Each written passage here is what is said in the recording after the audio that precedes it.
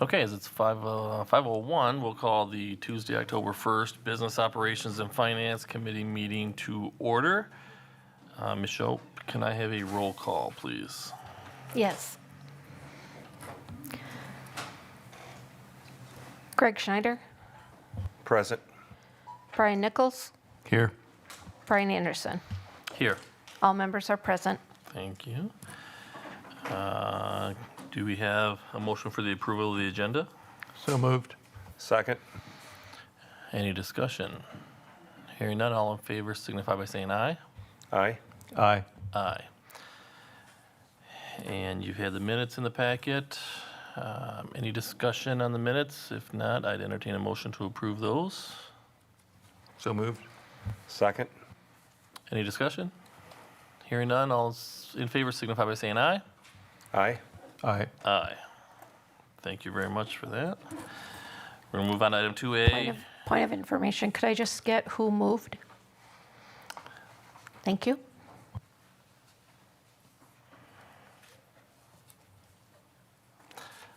Item 2A, draft of the August 24 monthly financials, and I think Mr. Chady's going to wow us. Well, I'm not sure how much about the wow this month, and my apologies for that, but we don't have the final completed August 24 monthly financials available for the committee and the board this evening as we typically would. We've encountered a little bit of difficulties here over the last 6 or so weeks with regards to some staffing and some other challenges. The staff member who typically handles and attends to a lot of our monthly reconciliation activities has been out on leave.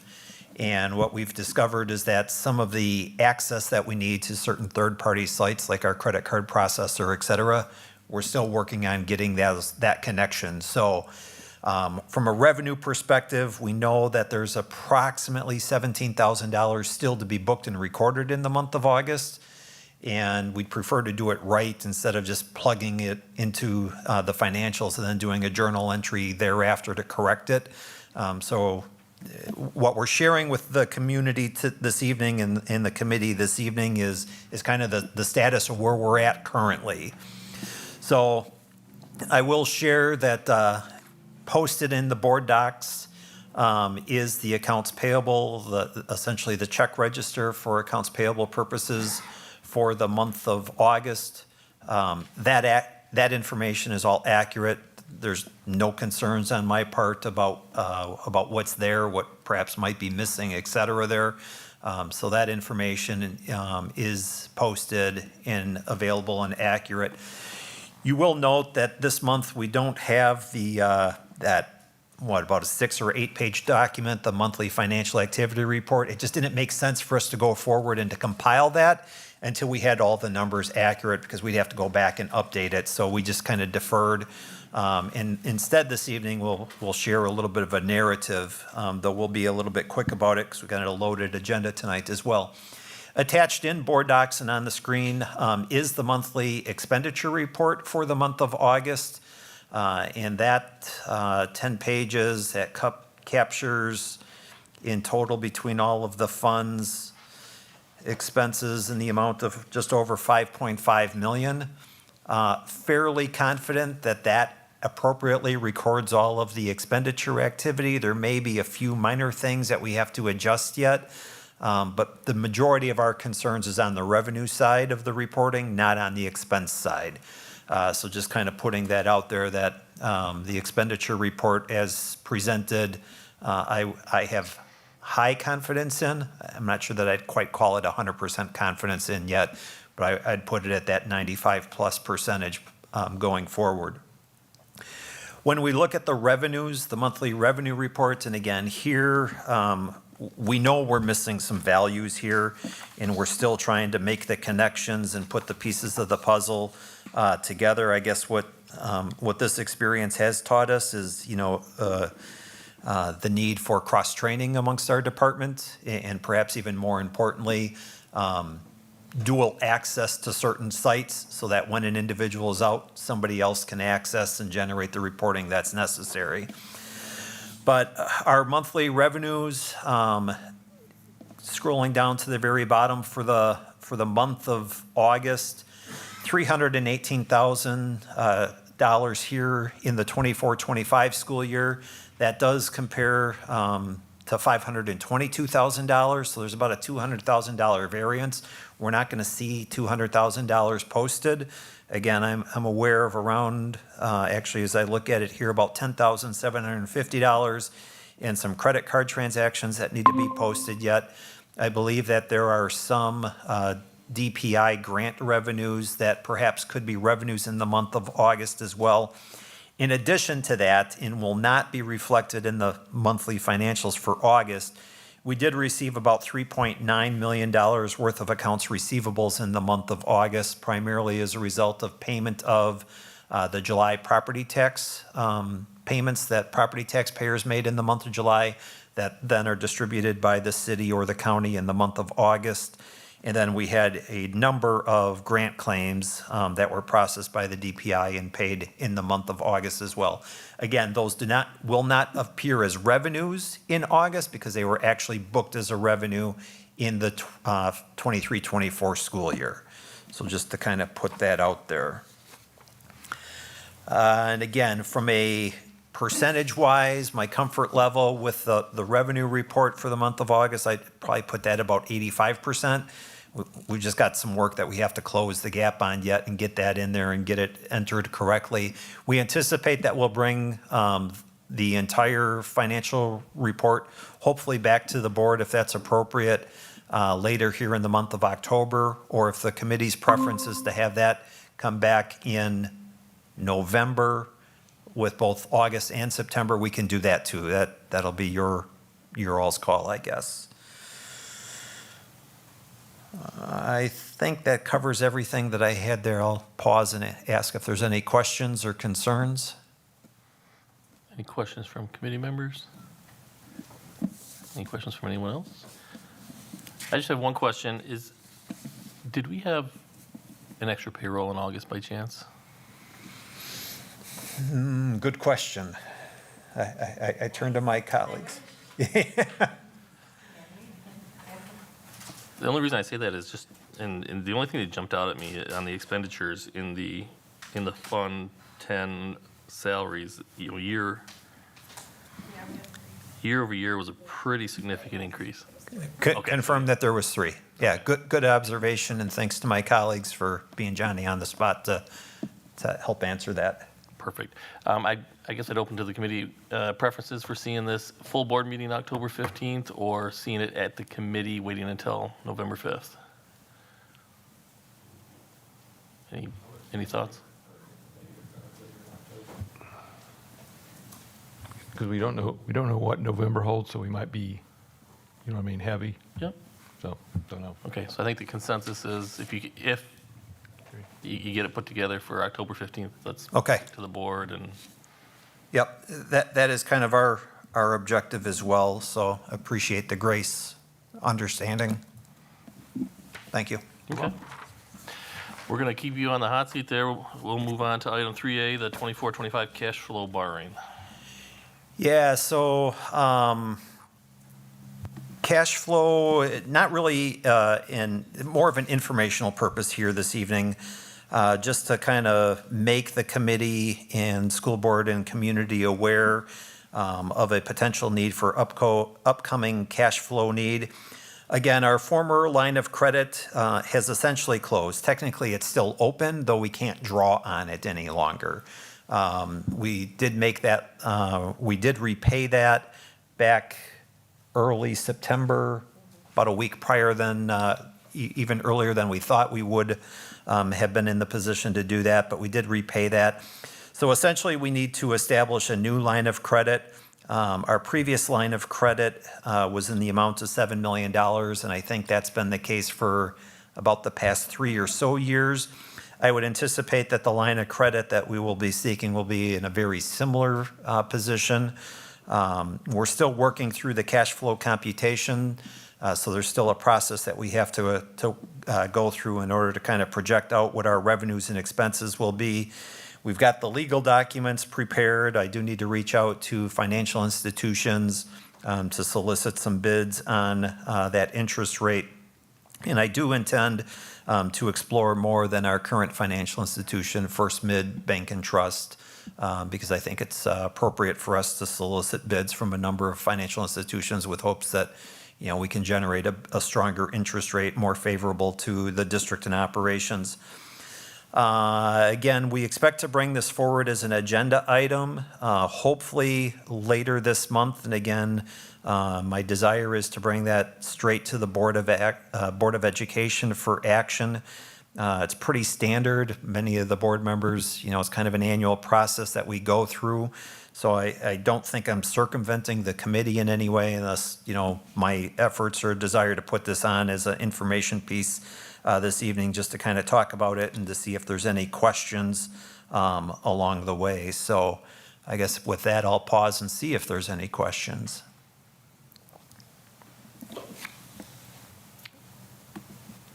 The only question I have is if, you know, obviously just good to have one, whether you need it or not, right? Right. If a previous one was 7, how deep did we go into it? So the last line of credit, we did borrow $2.5 million back in late June because of concerns that we would have to tap that or utilize those assets over the summer months. We did not need to utilize that. So the unfortunate thing is we did incur interest expense, which would have been a little bit unnecessary. But at the same token, I'd hate to be caught with the pants down, right, and need the access to the cash and not have taken advantage of it. So, yeah. Yep, okay. That works for me. And I think, do we feel the same way that if we get this by October 15th, let's just, I don't think you're not going to hurt our feelings if we move it to October 15th. Yeah, this one probably won't make the 15th. I'm hoping that perhaps we can tag this on to the October 29th adoption of the original budget and the tax levy and do it at that point in time. And honestly, if not, whatever the first November 5th, 4th, 5th, whatever, I think we can even do it that week and we'll still be okay. Traditionally, school districts kind of hit a low point in cash about the second, third week of November. So we want to be cautious of that and make sure that we have something in place in the event that we need to access it. Still working through the cash flow computation, so I can't tell you for certainty if I think we're going to be okay or not. Just haven't gotten that far in advance yet, so. Perfect. All right, if there's nothing else on that, we'll move on to item 3B, Community Service Fund, Fund 80. Yeah, thank you. So I'm going to get the presentation open. I've asked Stephanie Elwood, our Director of Finance, and Brooke Walker, our Grants Coordinator, to come and share this presentation. Along those lines, Brooke is a student, school business management student at the University of Wisconsin-Whitewater, so she's pursuing her master's degree in school business management. I felt that this was a opportunity for her to gain a little bit of experience from both the presenting and from learning a little bit more about Fund 80. So I've asked the two of them to come and facilitate this presentation. Down here, I think. To move the slides? Yeah, to scroll it down. Okay. Yep. So like Mr. Chady said, I am Stephanie Allwood, the Director of Finance. Brooke Walker, Grant Coordinator. And we're going to go through just some high-level information about Fund 80, community service funds. In my previous districts, we did have community service funds in both districts and utilized them for some of the items we're going to talk about today. So just an overview of what the Community Service Fund is for. It's for things for the community, such as adult education, pool, recreation programs, sports programs for, say you were gonna have like private school and homeschooled children like participate in your athletic programs, usually middle school, not so much high school. Daycare programs, preschool programs for kids that are under 4K age, and those types of things. So the community service programs, the funds are not a factor in the equalization aid calculation, so they are not part of the revenue limit. However, the district would adopt a separate tax levy for Fund 80 expenses. And then the district is not eligible. There's some ineligible items that the district cannot use Fund 80 on. Some of them are listed here. Any community or any service things that are only open to school district students, things that present age barriers. But if any of the ineligible costs are found in Fund 80, then the district, is it the revenue limit The is district would need to cover those. up there. decreased Yeah. in the next year by the amount of the ineligible costs. So the school board ultimately has the decision-making authority when it comes to Fund 80 expenses. There is kind of a flow chart here that the link is to, that kind of goes over the decision-making process for if an expense would be deemed eligible to be funded under Fund 80. And then DPI does recommend if you have questions or programs that you're not sure would qualify to just go ahead and reach out to them. So basically, that flow chart runs through things like, is this program open to all children in the district? Is there a limit to when the kids can access the program? So it would limit, like say, for example, if you were gonna have the program at noon on Tuesdays, it would limit some of the other kids because they would have limits to when they could be there.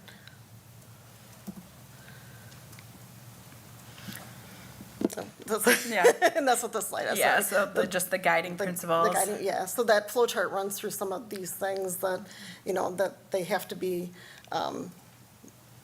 age appropriate, and the scheduling doesn't limit, and then and if the activity would end, then you would, or if the Fund 80 would end, sorry, then the activity would end. So if you didn't have Fund 80, and you were able to put those expenses into Fund 10, then that wouldn't really qualify for Fund 80. This is the history of Beloit School District's activity in Fund 80. So back in 1920, when we were kind of going through the records and things, it looked like there had been a start to Fund 80 with some after-school programs. Currently, we have after-school programs are only grant funded, and we don't have any district funding supporting those after-school programs. But then COVID hit, and it looks like there was no activity for a couple of years. And then in 22-23, they started it back up again. And the only expense in there in that year was Blender Cafe, which is, At the library, so the partnership with Blender Cafe. That continued into this past year, and also we expanded the program to include the Even Start Family Literacy Program, so that does cover adult education along with early childhood education as part of that program. And over the years, there's been a small fund balance growing in there because, well, most of it is from 1920 when they started the program, but then COVID hit, so there was about $200,000 left in there in fund balance, and that's carried over to 23, 24 at the end, there was about 560,000.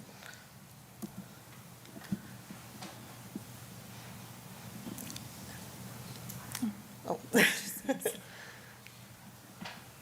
Okay, so for the current, that is the current school year. For the current school year, so Blender Cafe is on year 3 of its 3-year agreement. So Blender Cafe will be funded through Fund 80 this year as well. The Even Start Family Literacy Program, and then school resource officers has been a conversation for this current school year. And then Beloit Civic Theater is an opportunity to potentially look at Fund 80 for funding parts of Beloit Civic Theater, and also some upgrades to the walking path behind the high school. In this slide are a couple of future considerations of things that we could possibly look at to move into Fund 80. Maybe expanding the after-school programs, middle school athletics, other youth athletics, the theater, and then pool activities. And I think that's about our presentation. Is there any questions? Mr. Nichols? Question, school resource officers qualify because they're just for the school district? School resource officers would qualify. Many districts fund their school resource officers through the Fund 80 Community Service Program.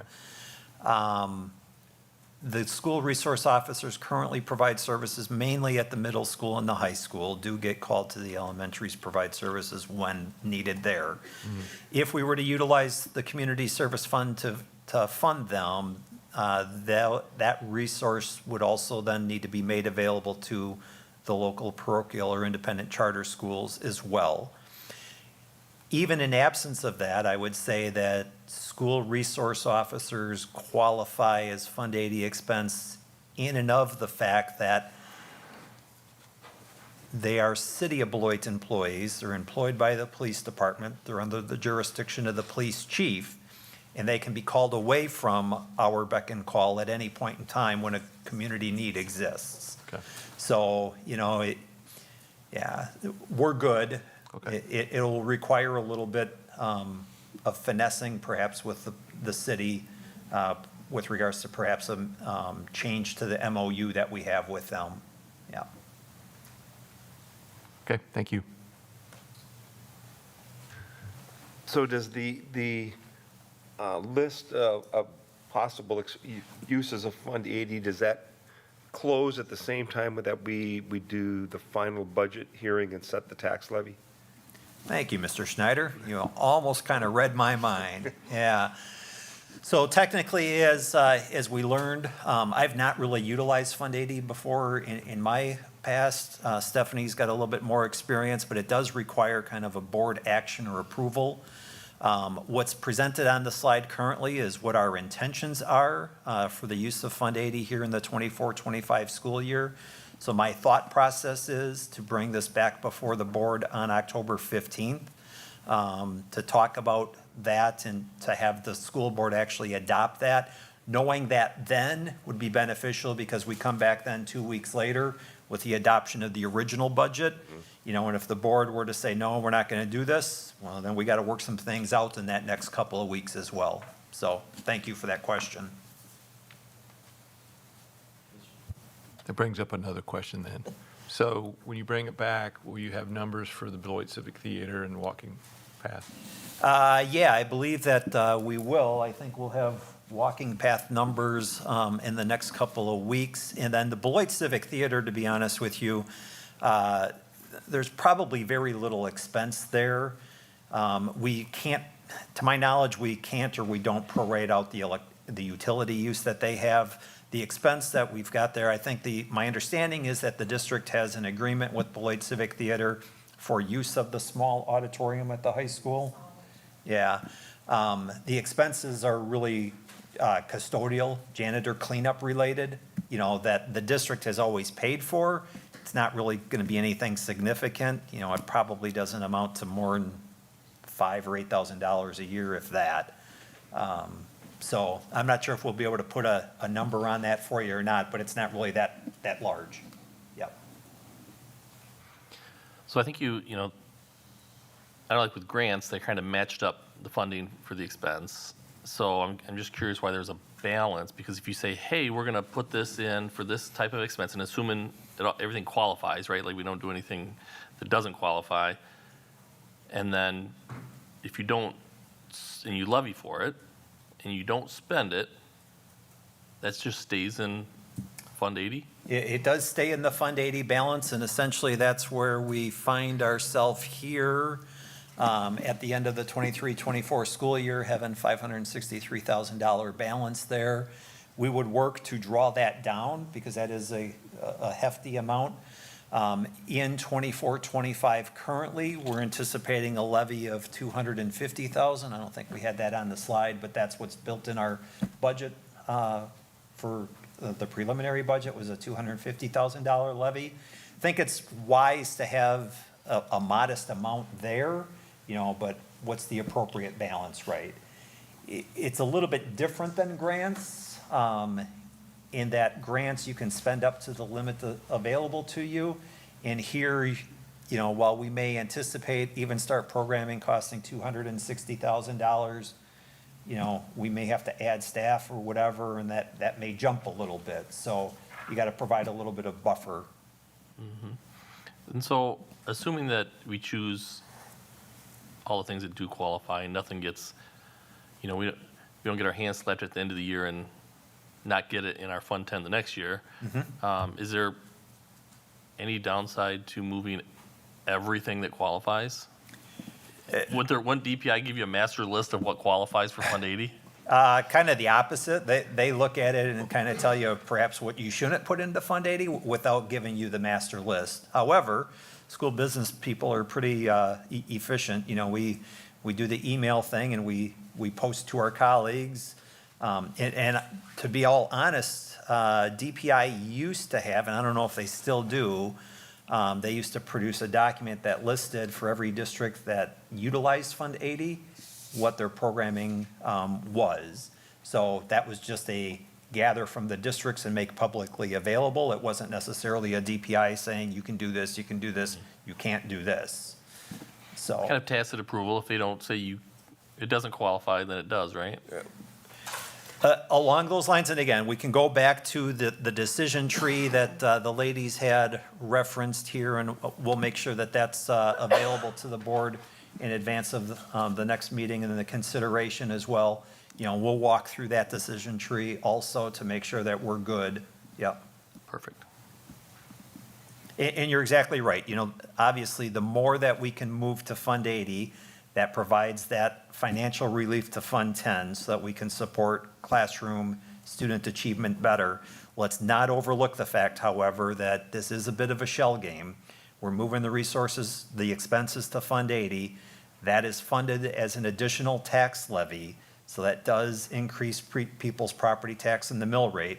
But again, if we're only talking about a $250,000 or so tax, spread out amongst the however how many billion of property value we have here in the school district of Beloit, people are contributing literally pennies or perhaps a nickel to support, per thousand of property value, so. Perfect. Okay. I don't think we have anything else on that. Thank you, ladies. Thank you. Thank you. All right, moving on. We're going to hear about item 3C, any updates on the Clean School Bus Program Award?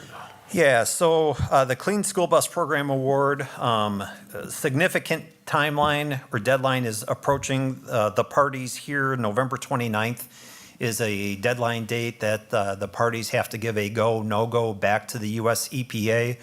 I'm certainly hopeful that we can continue on the path of progress and bring this to reality for the school district of Beloit. I think there's a lot of wins for the district.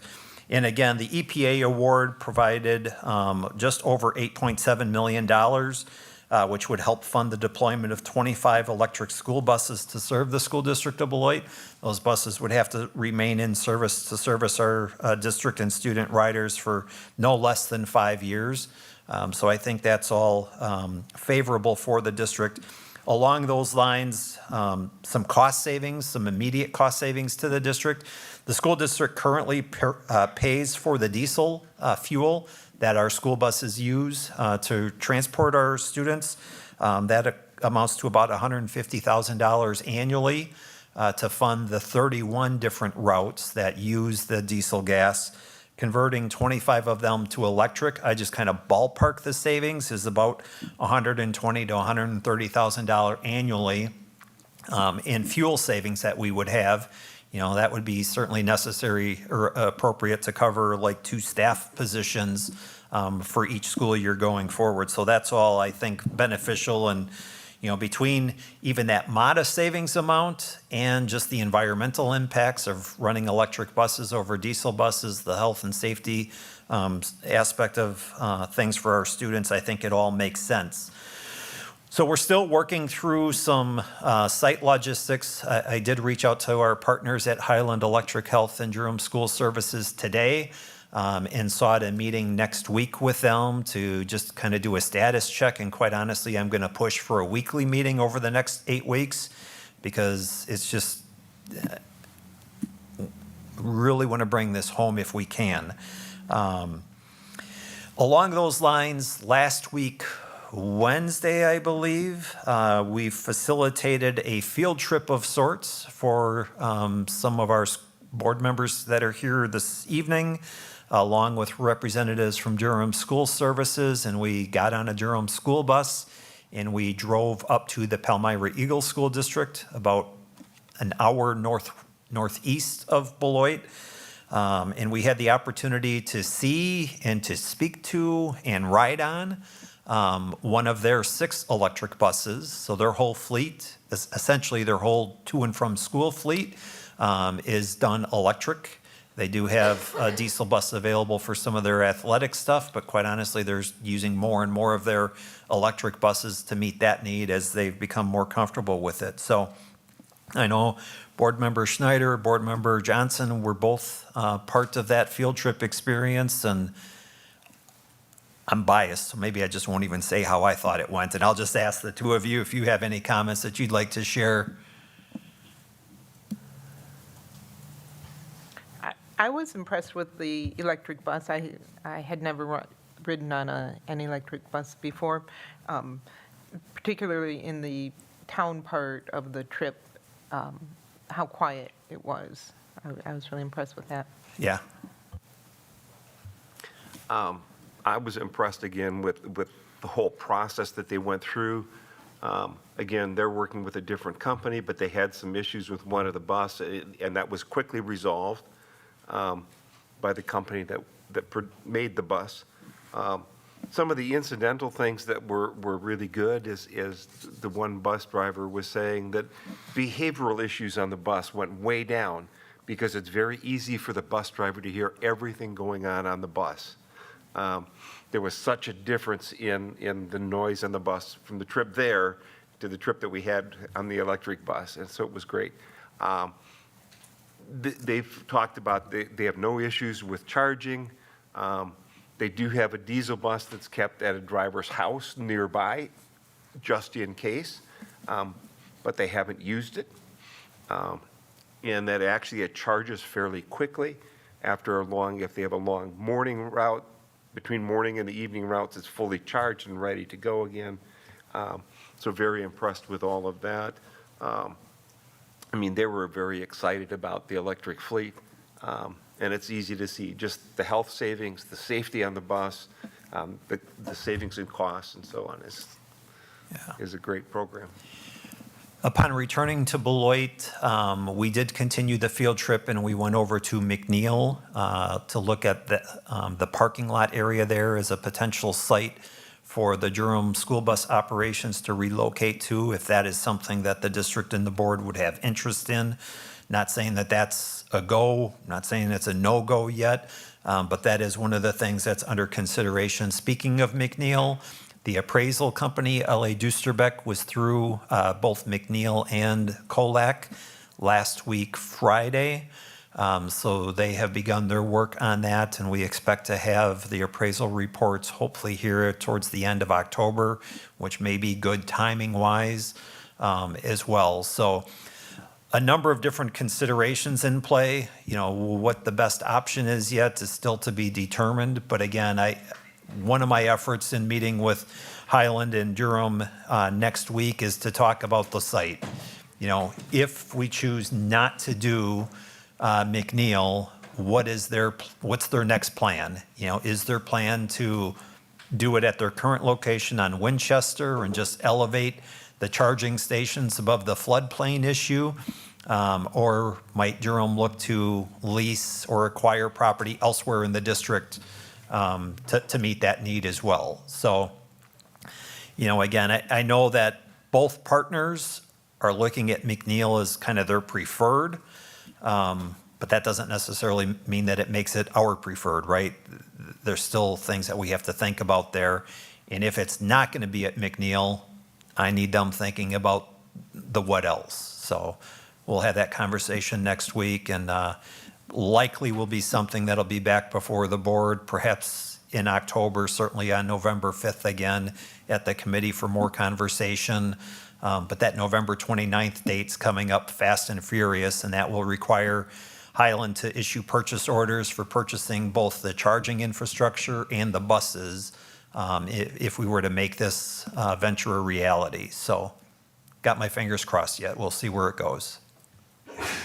Bless you.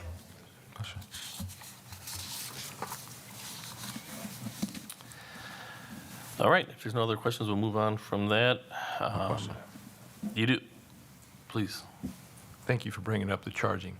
What about wintertime? Did they talk about how long the difference in charging in the wintertime when it's super cold?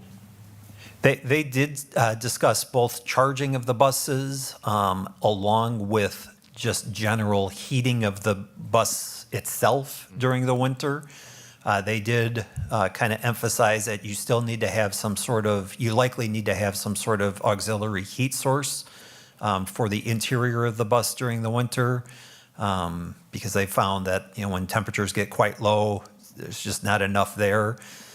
They've sort of remedied that by they have a couple of drivers that live close to where they park their buses at their middle school, high school, that go over 20, 30 minutes early, start the buses.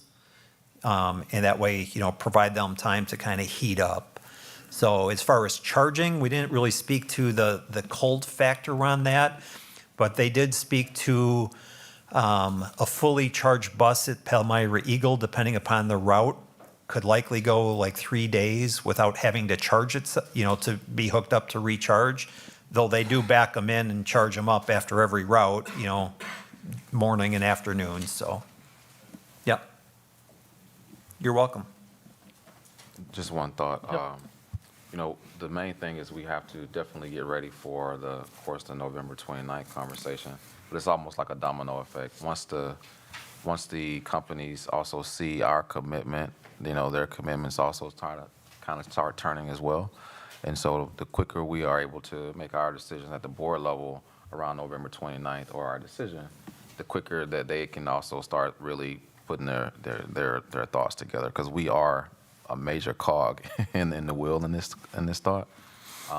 We do need all three partners to work together naturally, but in our space, at the board level, we have to, of course, make that decision and then move forward accordingly. So, just want to make sure I put that into the atmosphere as well. We are a major cog in the decision making of others. And real quick, just something jumped into my mind. Friday, during the walkthrough of McNeil with the appraisal company, the appraiser suggested perhaps that maybe the district would subdivide the property because Durham doesn't need the building. And we do have a party that has expressed interest in the building, curious as to what the ask price would be. And I've shared with that party that, we've got an appraisal report ordered and are waiting for that to come.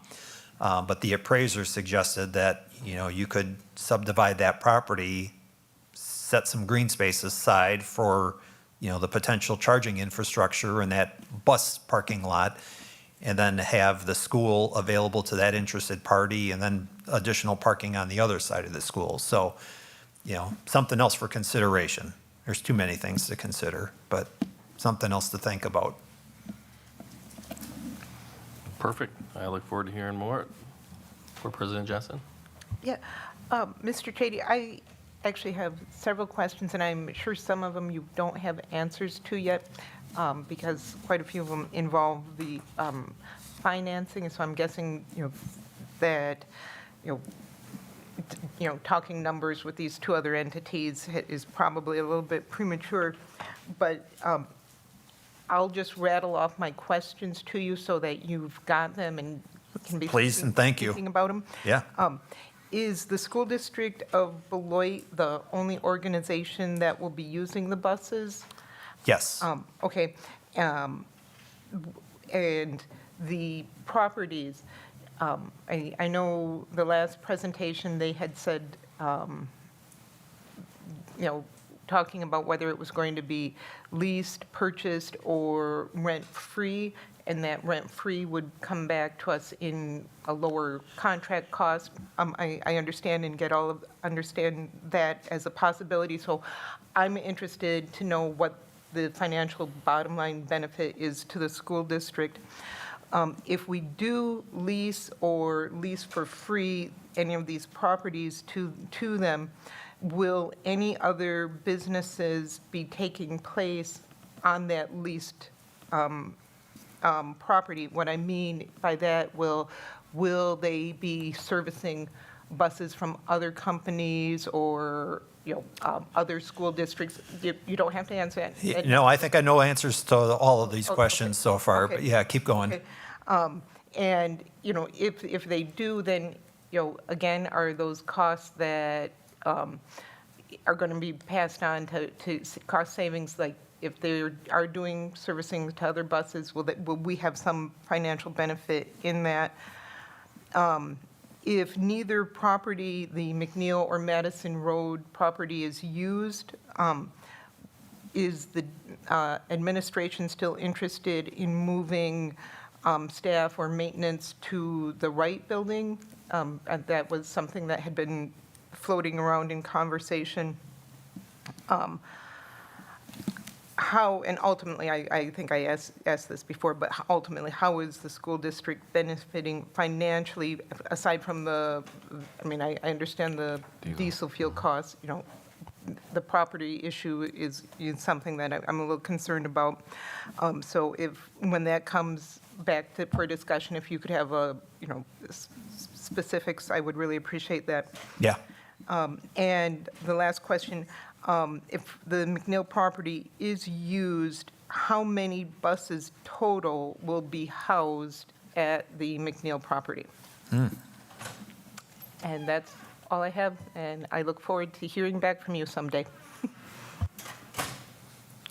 I've got some notations on each of those questions. I will work to gather those answers. I think I got answers to the majority of them, but perhaps not all of them, and I'll make sure that they're updated and accurate. So will do. Thank you. Yep. Great. Any other questions? Thank you, Mr. Chady. We'll move on to item 3D, Ad hoc Finance Budget Committee status. So I think we see that the committee met, agreed to take a hiatus until November. Our charge left this open until the end of the year.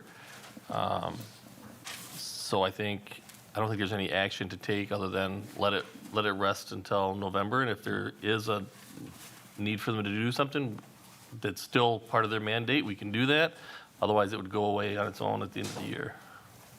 So I don't know that there's an action that, but any thoughts? Mr. Schneider?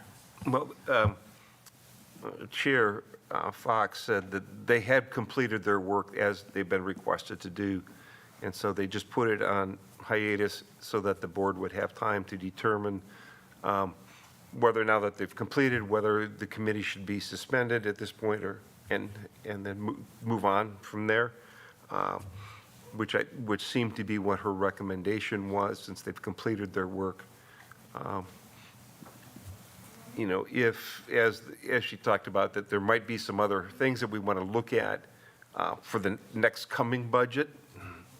And of course, then if this committee is now defunct, it then gives us some time to then spend looking at how do we want to approach the next budget cycle.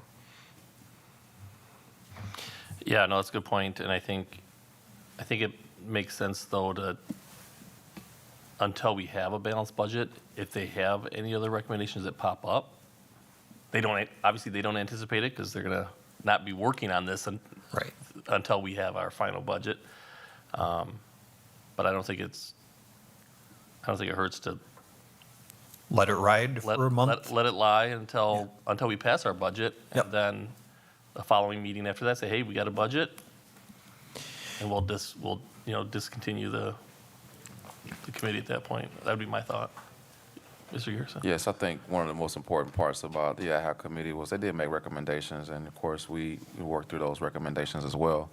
I hope that of course, and I was going to put this on the record, that the ad hoc committee also knows that there's other possibilities where that committee could come together and help support some of our conversations. I know the board hasn't made a final decision around whether or not we'll go to a referendum here in April or not, but that's also a possibility for them to come together again to look at different ways in which we could, move towards that conversation.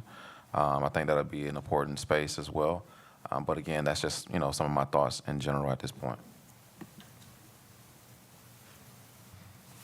Okay. Mr. Nichols? You took my thunder. I was going to bring that up. No, I 100% agree with you, Dr. Garrison. I think they could start crafting. They got down in the down and dirty some of the time, and I think they could help the whole school district and board of education in looking at gathering information to get prepared for the ultimate question,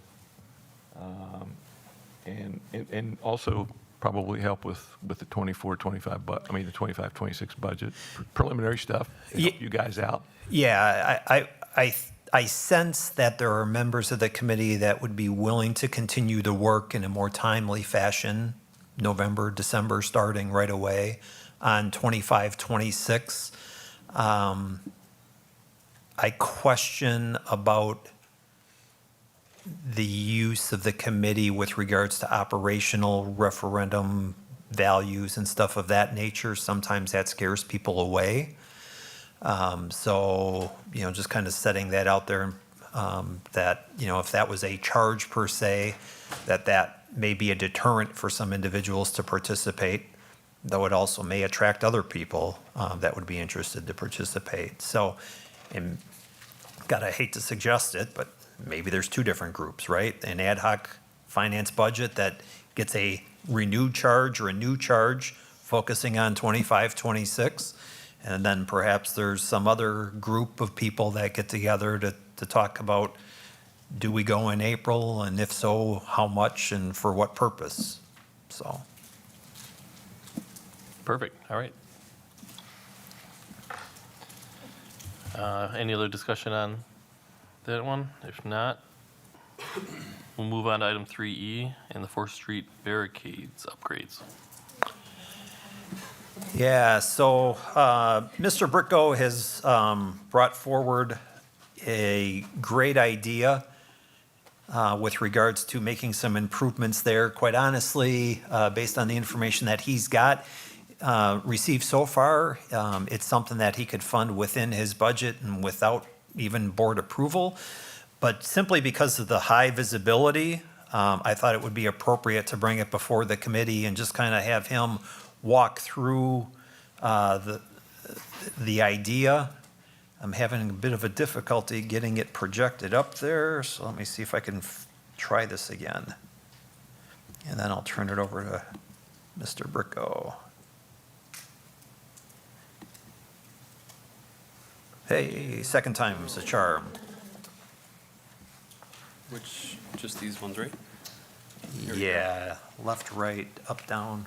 Okay, I can't take full credit to Ms. Pels also for being a thought leader on this 7-year-old eyesore down on 4th Street. So anyway, thank you all. So just a little bit of background for folks who don't know. In the fall of 2017, the School District of Beloit acquired ownership of the section of 4th Street in front of BMHS between Middle and North Street intersections from the city of Beloit. Following this acquisition, the street was permanently closed off to traffic. Since then, temporary construction barricades and concrete barriers have been put in place to prevent traffic from going through. Excuse me. 7 years later, we are looking to provide a more safe, reliable, and aesthetically appealing upgrade to these barricades by installing bollards and swing gates that will allow emergency vehicles easier access to the front of the building. So important piece to remember there too, in addition to the aesthetically appealing look.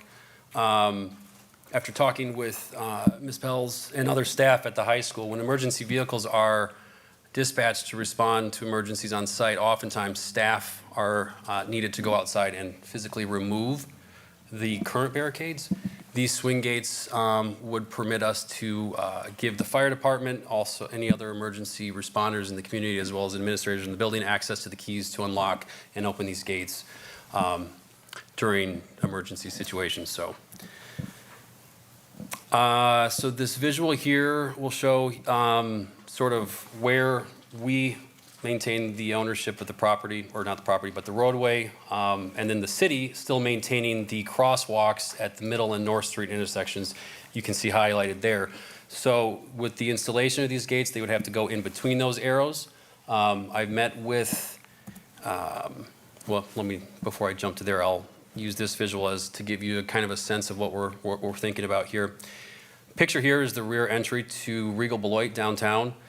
Similar to their gates, BMHS would attach bollards on the opposite sides of the street, and the triangular gates would connect at a central bollard in that middle median area there on both ends of that 4th Street. Again, permitting the fire department, police having easy access to when they need to get into the space there.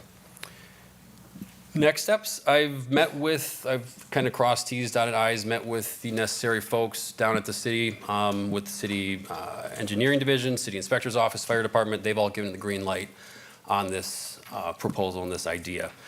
I've met with, actually, in fact, today I met with a second contractor to go down and look. I've procured one quote from a local contractor that is well below the $10,000 price tag. So waiting on the other quote from the folks I met with today. My goal is to have this wrapped up end of this month, early November, before we get any deep freeze out there that would prevent us from going in. So with that, I will open up questions, feedback, concerns. Let me just jump in. One of the things that I did ask Mr. Bricko to do when he first got here was like, what could we possibly do to fix this conversation? And I would like to thank Mr. Bricko and of course Mrs. Pels for our conversation that we even had last year at the city, thinking about this, really trying to figure out what it is that we could do. I would like to say that my idea of putting planters there did not work. And so that was supposed to be a joke in the room. No one laughed. I saw some smiles. But I want to make sure I put some thanks in the room to Mr. Bricko and of course Mrs. Pels for helping this conversation along the way. I really do want to get rid of those, brick barricades in front of our school. It's been something that, not just me, but I think our school community needs to see something different as well. Those military grade style barricades are for real. If you ever went up and touched them, or they're pretty heavy, they're bulky.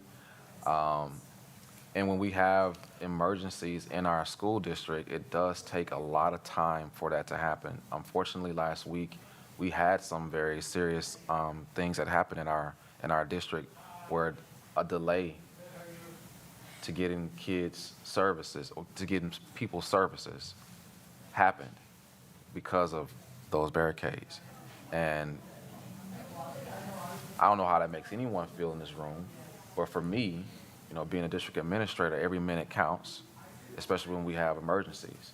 And at some point, we have to, you know, of course, come to grips with this is time to, you know, it's time for us to make these changes. Now, I also want to make it very clear that these gates, that if we were to do anything new to our district or to our front part of our school, these could still remain as well.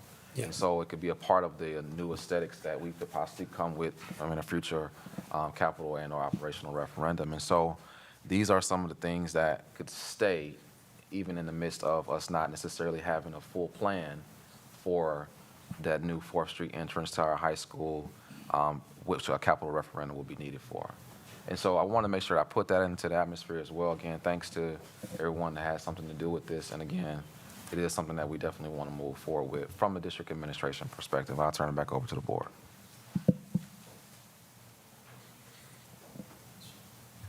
Mr. Nichols? Just a question.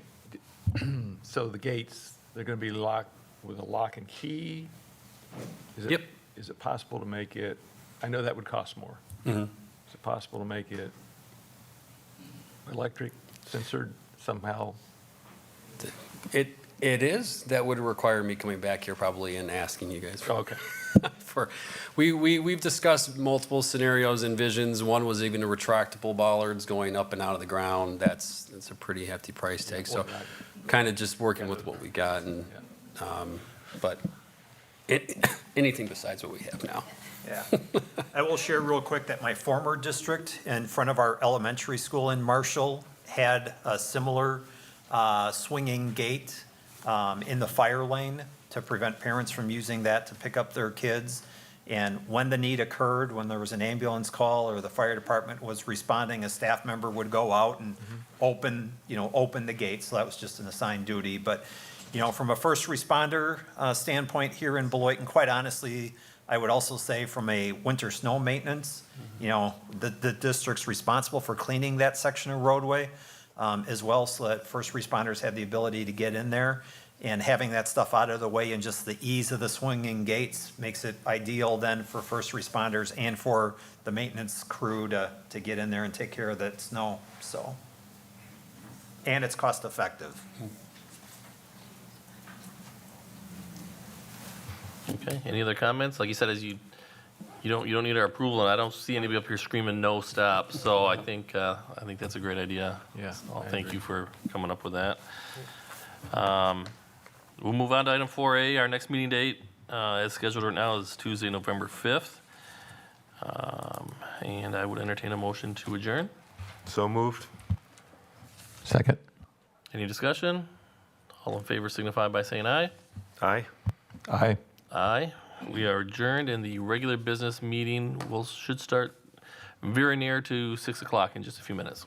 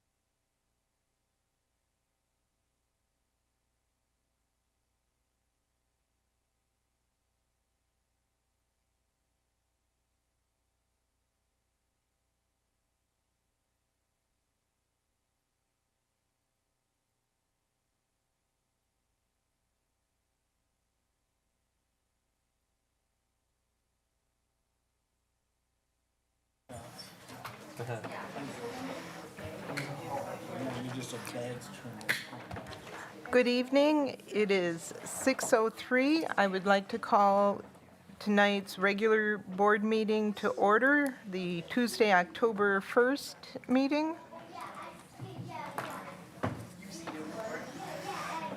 Ms. Schultz, can we get a roll call, please?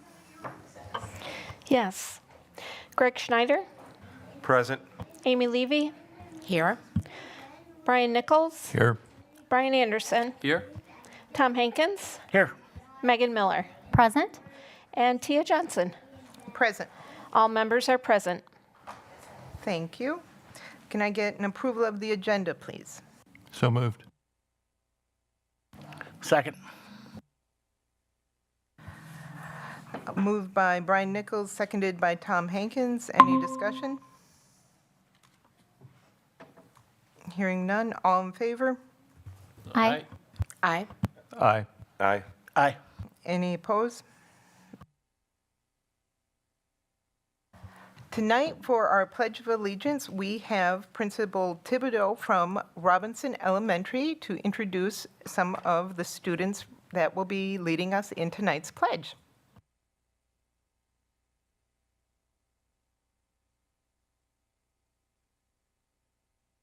Press the button. Okay, sorry. Good evening. We have Everett and Flynn Nauer who will say the Pledge of Allegiance with me, students at Robinson in our DLI program. So we're gonna look at the flag and then we'll say it. Okay, you ready? You ready? Okay. I pledge allegiance to the flag of the United States of America and to the republic for which it stands, one nation, under God, indivisible, with liberty and justice for all.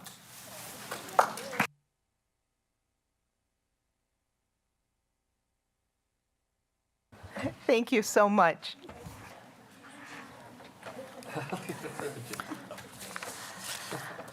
For tonight's board report, board president report, I have the pleasure of introducing Anahi Arojo, our student board representative. She is with us for the first time tonight. Anahi, it is so good to have you. For those who don't know Anahi, she is a senior at Beloit Memorial High School and is well known for her beautiful singing voice. She is often requested and in high demand to sing the national anthem at UW-Madison sporting events, as well as local and regional sporting events. Anahi uses her voice to elevate and help younger students and her peers. Earlier this year, she started an initiative called Together We Can. She collected items to help teenagers cope in healthy ways. Recently, she shared that unless teenagers are taught healthy ways to cope with stress, they often turn to unhealthy ways such as self-harm, drugs, or alcohol. Her coping bags include journals, watercolor, fidgets, chalk, snacks, inspirational notes, and more. And here's an example of the bag, which I love. Of course, it's purple, so I love that. Anahi also spends time in our middle schools working with students to achieve their best, again, providing mentoring to the students who need it the most. A fun fact about Anahi is that she is one of the students who entered our contest to name our food trucks. Her winning entry was the lunchbox, and the rest is history. Anahi is a dedicated student, a compassionate leader and mentor, and she cares about our district and community. Her peers must certainly agree, as they voted her to be the student representative on our Board of Education. Anahi, welcome.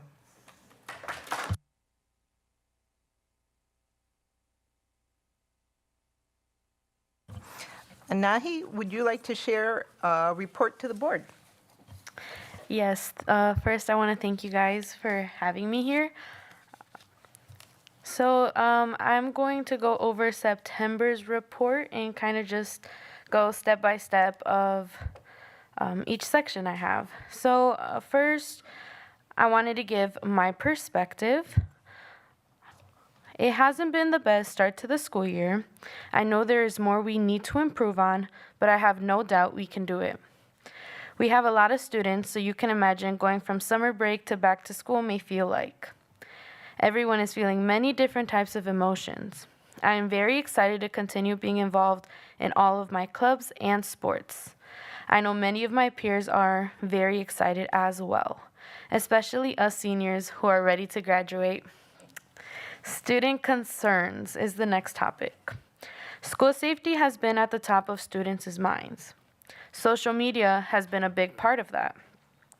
The recent school shooting in Georgia and surrounding school districts being put on lockdowns. But one thing I do want to reassure everybody about is that we have staff and administration team who is working really hard to ensure the safety of the students. We have secure entrances. We have a team of 6 security officers as well as an SRO officer. Doors are locked and have alarms at all times. If the doors are opened for any reason, security is alerted and addresses it right away. Security does perimeter checks every block. We also have a camera room that is monitored by security at all times. There is a security officer in the main office at all times as well. All visitors are required to get raptored, which means their IDs get ran through the system. If for any reason they're not allowed to be in the building, they will be escorted out the building. And they are also escorted to their location at any given moment in time.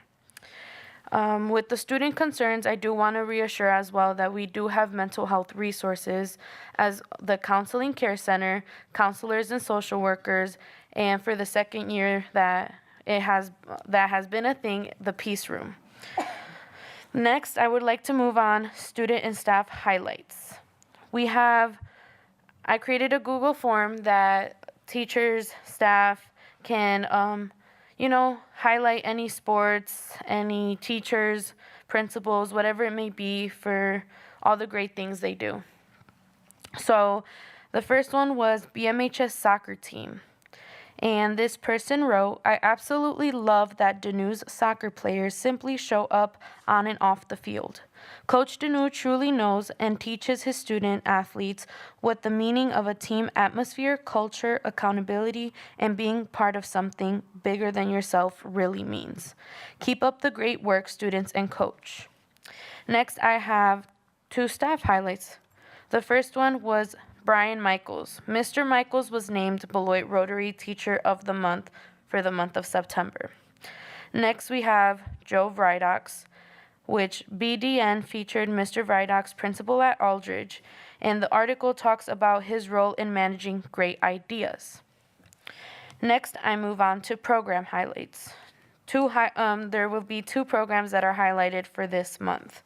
So first, we have Global Scholars. And this teacher wrote, 29 students showed up for the first Global Scholars Club meeting. We hope even more students join this year. This club helps students meet the requirements for earning the state awards for being bilingual. There are many requirements, and it is helpful to have a group where kids can get support and have fun going on educational cultural field trips. 5 students will be going to Costa Rica this spring for immersive family, homestay, and cultural day tours. Any student interested in joining the Global Scholars Club to earn bilingual awards when they graduate can contact Ms. Horvath or stop by D316 at BMHS. Next, we have Be Great Graduate. The Boys and Girls Club offers a mentorship program called Be Great Graduate to BMHS students. This program pairs students with a graduation specialist who, even though we missed yearly, is Mr. Davis this year, to help build students' confidence in succeeding academically and graduating from high school on time with a plan to be college, career, and community ready. Mr. Davis will be working daily out of room D101 during flex and academic lab to meet with students. And the last part I have is sport team recognitions. So this month I wanted to highlight football and soccer as they are some fall sports. I had the honor to talk to Mr. Danu and Mr. Dement, who are head coaches for both teams, and just kind of ask them some questions. And I'll start off with Coach Dement. So the first question I asked was, how do you feel about the season? And he responded, I believe we have one of the best teams we have had here at BMHS in a long time. They are working hard and fighting through adversity together. They keep fighting to the end in every game and are buying into our culture. Can't wait to see how they finish this season. The next question was, what are you most excited about? He said, I'm excited to see how the players work through adversity and learn how to be a team that truly sacrifices for one another. Our main goal is to use the life skills that football presents to help these student athletes build a foundation to be better people when they leave our program. The next question I asked was, what motivates you to be a coach? He said, to see young athletes grow through our program and leave here with the tools necessary to succeed. The last question I asked was if he had any other comments that he would like to add. He said, very blessed not only to have great student athletes in our program, but also a staff that works tirelessly for our kids and models how to be a man of principles to our young athletes. Next, I will move on to Mr. Danu. Same questions. How do you feel about the season? He said, we are very excited about the start to our season. Our record is currently 10 wins, 2 losses, and 2 ties. We have been champions of the Green Bay Quad and the Quakana Invitational and have a lot of wins against historically very good soccer programs in Wisconsin. We are in a very tough playoff bracket, but we are hoping to earn a home game and make some noise come tournament time. What are you most excited about? He said, we are most excited about the effort our players have shown day in and day out. We have a very young team with 10 sophomores on the roster, but we haven't backed down to anyone this year. Our senior class is small, but provides us outstanding leadership. We have really great players on and off the soccer field who are committed to success and their community. The present and future looks very bright for our Beloit Memorial Soccer. Next, what motivates you to be a coach? He said, I have always been motivated to work with young people and help them to realize that they are capable of great things. We have some players who have played competitive soccer since they were very young, and others who have not had the opportunity to do that. I enjoy seeing our team get together and appreciate each other's strengths and help build up each other's weaknesses. There is no other high school I would rather coach than at Beloit Memorial because of the players I have the opportunity to work with. And the last thing was any other comments he had, and he said, Beloit Memorial Soccer has awarded me some great experiences in the 19 years I have worked in the program, and this year's team is among the most enjoyable I have had the chance to coach.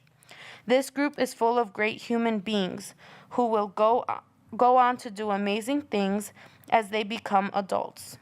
We are looking forward to the last month and a half of the season and hope that people can find some time to come out and cheer these boys on in one of our 4 remaining home contests. And that is the end of my report. Is there any questions or concerns? Thank you, guys. Thank you, Anahi. Sorry. That brings us to item number 2, upcoming events and announcements.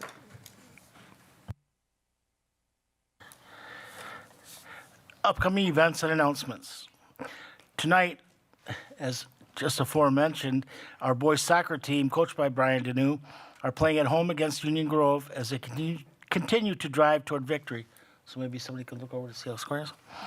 Class of 2024 alum Jocelyn Oliveira was selected to have her artwork shown in a State of Education address showcasing the incredible talent of 20 talented young artists. Jocelyn's artwork was among those highlighted in a digital slideshow.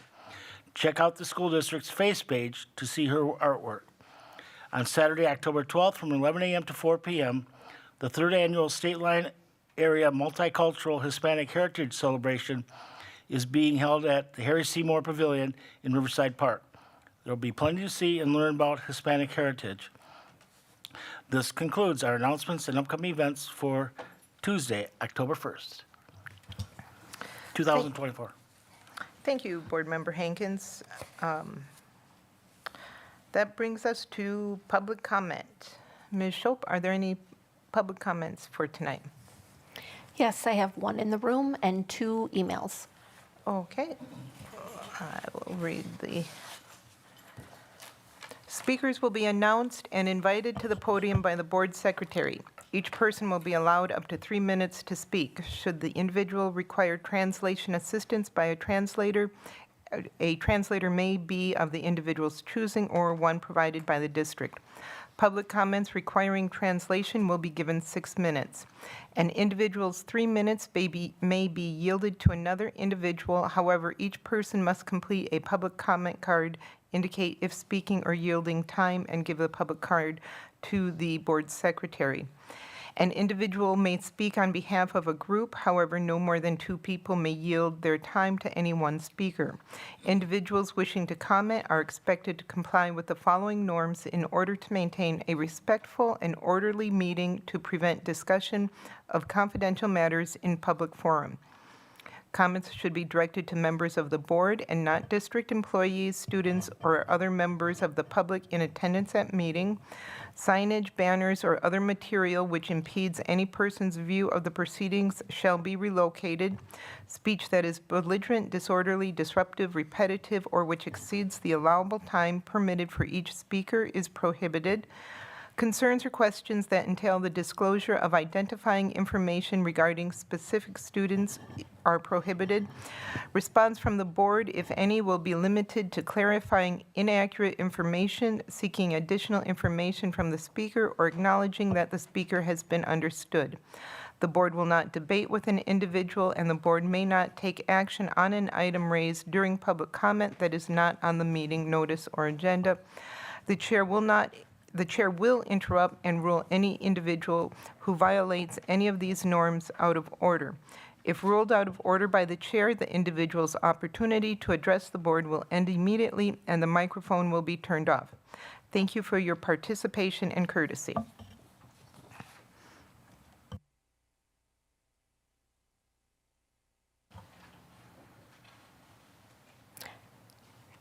The first one I have is Melissa.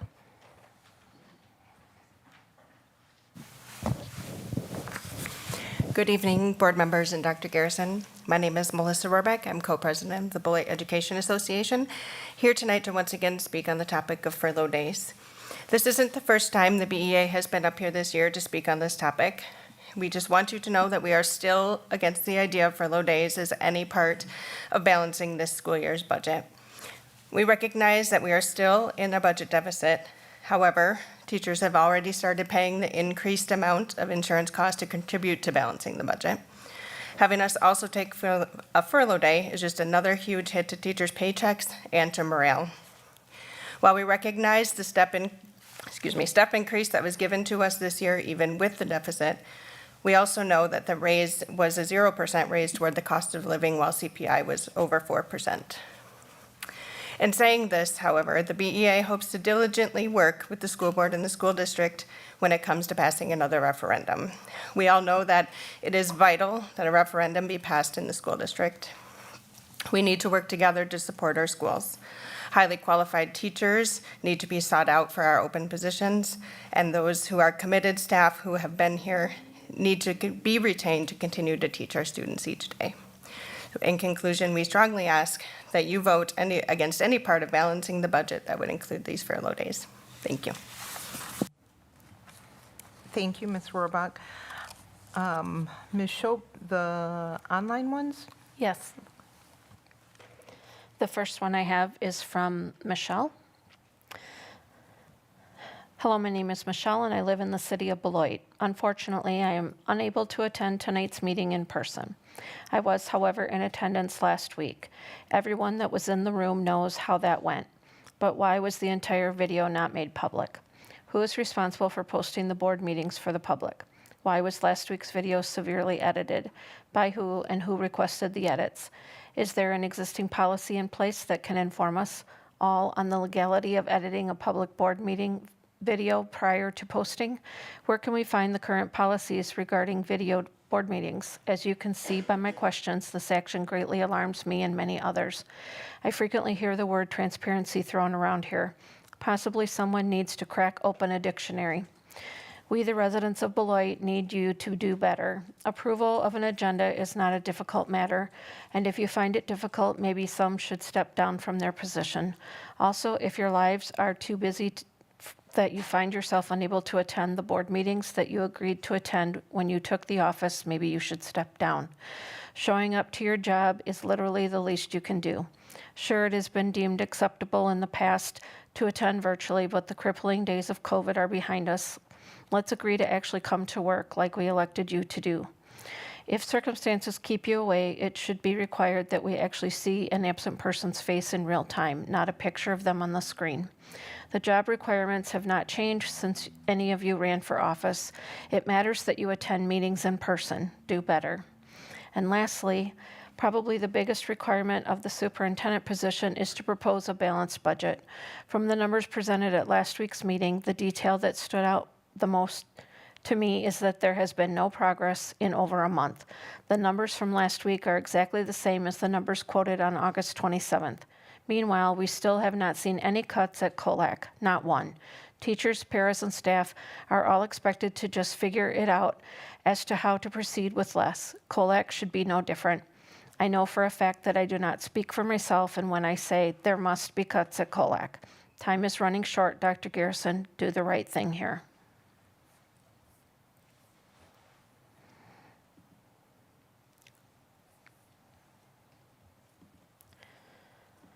The next email is from Kay. Our district is in peril. As a lifelong Beloiter, district alum, and former employee, I've worked under several superintendents and eras. This is the worst condition I've ever seen our beloved district in. It is heartbreaking. Simply put, this board has 3 individuals who seem bent on its division and destruction, while 4 others are on the right track, all while being led by a superintendent who is inept. This is doing a great deal of irreparable damage to Beloit's kids and our beloved community. I implore you tonight to, 1, approve the goals without change. A district cannot develop a sound budget without measurable goals. 2, gender policy. Adopt the recommendation of the U.S. Department of Labor. Use they only in policy language and move on. 3, evaluate the superintendent. He is failing our district and children. He is not getting the job done, and the community has lost trust in his ability to lead our district. His lack of transparency is very obvious to this community. Positive change must have a competent, honest, and transparent leader, or it will not move forward. Thank you. And that's all of them? That concludes the emails. Thank you. That brings us to item 4A, the superintendent report. All right, so October the 6th through October the 12th is Wisconsin School Board Appreciation Week. Since we do not have a meeting scheduled for next week, I wanted to take a moment and to acknowledge and thank each one of you for your dedication and service to our district. So Mrs. Miller, I want to say thank you. Mr. Hankins, I want to say thank you. Mr. Anderson, I want to say thank you. Mrs. Johnson, I want to say thank you. Mr. Nichols, I want to say thank you. Mrs. Levy, I want to say thank you. Mr. Snyder, I want to say thank you. You know, my mom always told me, you can't say enough thanks, and so I want to make sure I put that thanks in the room. I also believe it is noteworthy that, you know, sometimes we don't want to say it, but our work at the service level is also, it's hard at times, right? But that's why we're here. We're here to do the hard thing. We're here to do the hard work. And so I think it's also appropriate that we give our school board a round of applause for their service. And so I'll lead that. Thank you for your service. I know at times, again, it's hard to appreciate the thank you, but I really want to say thank you for your service to the School District of Beloit. I also want to thank and recognize our athletic director, Dan Gratz, Mr. Gratz, and others at the BMHS for creating and organizing our family fun nights hosted before our football games. If you had a chance to come to one of our family fun nights, please do. I was able to get out there and flip a couple burgers, and I had all my safety gear on as well.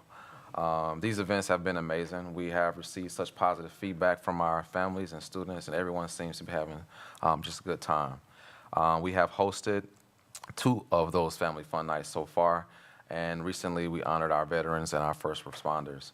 Our next one will be at our next football game, which actually be our homecoming game on October the 11th, and we'll be recognizing our teachers.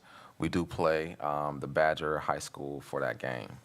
And I want to make sure I just put some thanks in the room to those not two, but to the board, of course, and of course, our BMHS athletic director for coming in and really trying to rein in our athletic opportunities here. He's done a wonderful job, and I just want to put some thanks in the room for it, because it does take a lot of time to organize and put all that together and make sure everyone has a space and a space to enjoy themselves.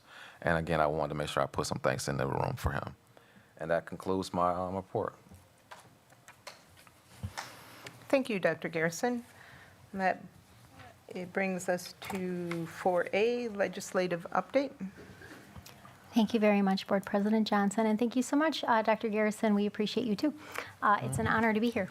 So this month, I wanted to, it's titled September, and I realize it is October 1st, but this is a summary of September items, so just to clarify. There's a 3-page document if anybody wants to play along at home that's attached, and there are live links, so if you download like the PDF, you can click, and it'll take you right to the places.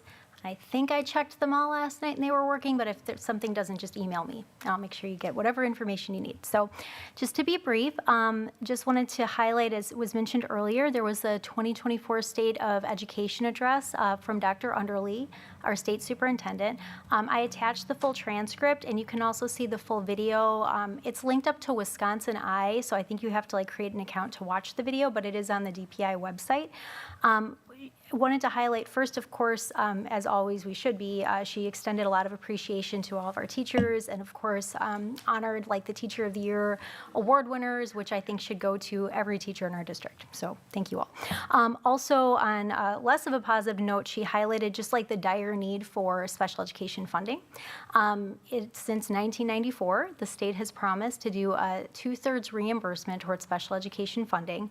That came along with the 1994 revenue limits cap, which was a change from previous years. So for the last 30-odd years, we've had that going on, and unfortunately, never in that expansive time has there ever been this 2/3 reimbursement. And so as school districts' needs and students' needs continue to rise, the amount of money that is reimbursed and given to us by the state not only has not kept up with inflation, but also school districts then have to fully fund special education because we service and spend money based on student need. However, the state does not fund education based on student needs. So there's kind of a mismatch there, right? And so just wanted to add some clarity to that and just to highlight that Dr. Underly did speak to that point in her State of the Education address. A couple of highlights. So I don't know if anybody's heard, but there is an election this November 5th. And so just a couple of highlights on new maps. If anybody has questions on what the new maps look like for the Assembly and Senate, there's a link there. It's interactive, so you can click and search by filter, or you can actually just type in your address or your representative, I think, and it'll sort of change the map for you in case you're curious about where somebody's running in the 44th, well, where's the 44th, right? So I just wanted to link that up there so everybody would have access to that. Another item that I think is important, just kind of in the fall here to be aware of, there is a proposed state constitutional referendum. This is nothing to do with schools or school funding, but does have to do with voting, which is, of course, necessary for school funding because one of the ways we fund schools is, unfortunately, through referendums. You got to vote for those. So there's some information here. I linked up a news article out of Milwaukee that kind of explained like what the referendum question was, like why people proposed it, why people are against it. Just a quick highlight, the language says, only United States citizen age 8, or sorry, my typo should say citizens, age 18 or older who is a resident of an election district in this state is a qualified elector of that district. To be clear, that's already in the law, like the state constitution already says that, but they're changing the word every to the word only. So critics of the referendum are saying when you change it from every to only, it has the possibility to maybe unintentionally disenfranchise somebody who's maybe serving overseas, or maybe, you know, people who are first responding to the hurricane, you know, for example, if somebody is incarcerated who otherwise has the opportunity to vote but is in a different location, like there's just a lot of issues that it raises. People who are for the amendment talked about how they wanted to make sure that nothing in that current language could be compromised, like at the municipal level. So it's kind of complicated. So I just linked the article. I think it does a nice job kind of breaking down both sort of sides and rationales. Moving on to registration and voting information, I did like link us up to myvote.wi.gov.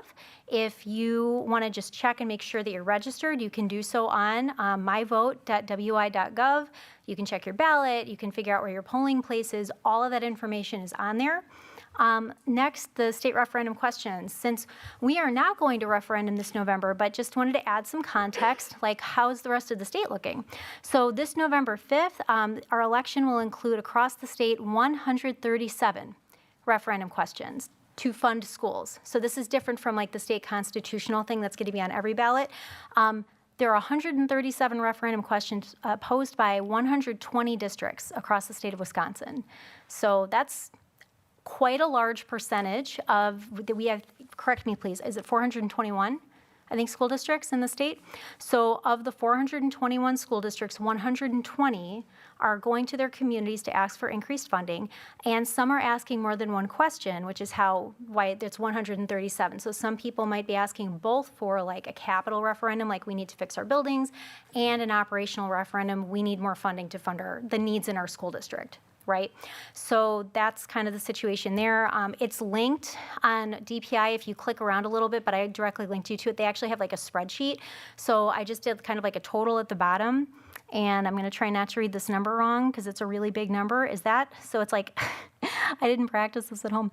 Okay, so is that $4 billion something dollars, right? So it's like $4,289,685,513 is the total amount across the state that districts are seeking. So that puts into context like why Dr. Underly is highlighting the importance of like special education funding, for example, because a lot of these dollars that they're requesting are dollars that are spent redundantly and like should be funded really by the state that are not. So it sort of doubly burdens our local taxpayers already, and of course our district, and ultimately our kids. I also included an article that cited, in addition with the voucher situation, last year it's estimated, according to the Legislative Fiscal Bureau, that Wisconsin spent about $700 million from public schools onto voucher schools. So there's more information about that linked as well. Lastly, just wanted to clarify that our DPI equalization aid for the district will be released not just to Beloit, but everywhere across the state on October 15th. So that's when we'll know in terms of final numbers where our budget sits that our administration has been working tirelessly on. So thank you so much for all of that work. And it is a statutory deadline of November 1st for us as a school district to approve our budget. So we are on track. And then there's just some additional information in case anybody's interested. Sorry for the lengthy report. It's fall, there's a lot going on. Does anybody have any questions? Yeah. I'm not sure if you know the answer. I wonder where Wisconsin ranks. The cadence of this, it seems always off. That in my early discussions with Mr. Chady about, these, it seems like we're chasing our tail. We don't know how to set our agenda, or how our, budget. We don't know our numbers. Are other states this disproportionate in their timing? I mean, to me, it would seem should go a little bit in one comes before another, and it's step by step. But we always seem to be, Wisconsin, it seems to be they're not giving us information until it's late in the game for setting our budget. Is that? Yeah, and actually the reason that I highlighted that is that I know I've seen a lot of email come through and I've seen kind of just discussions expressing concern like, you know, hey, Beloit, you guys seem to be kind of like behind the ball on the budget and things like that. And I mean, there's context for that. I mean, most local districts people kind of basically know where they're at, but, you know, these budget hearings haven't really, you know, they're just going to get started now that we're in October. I mean, that's actually very typical, and Mr. Hankins brings up a really good point. You're right, I don't know the answer to that, but I am more than happy to check with the National School Board Association and see if they have some information, and I'd be happy to bring that back for next time. Thank you. Mr. Chady or Dr. Garrison, do you have any thoughts on that? I'm not sure.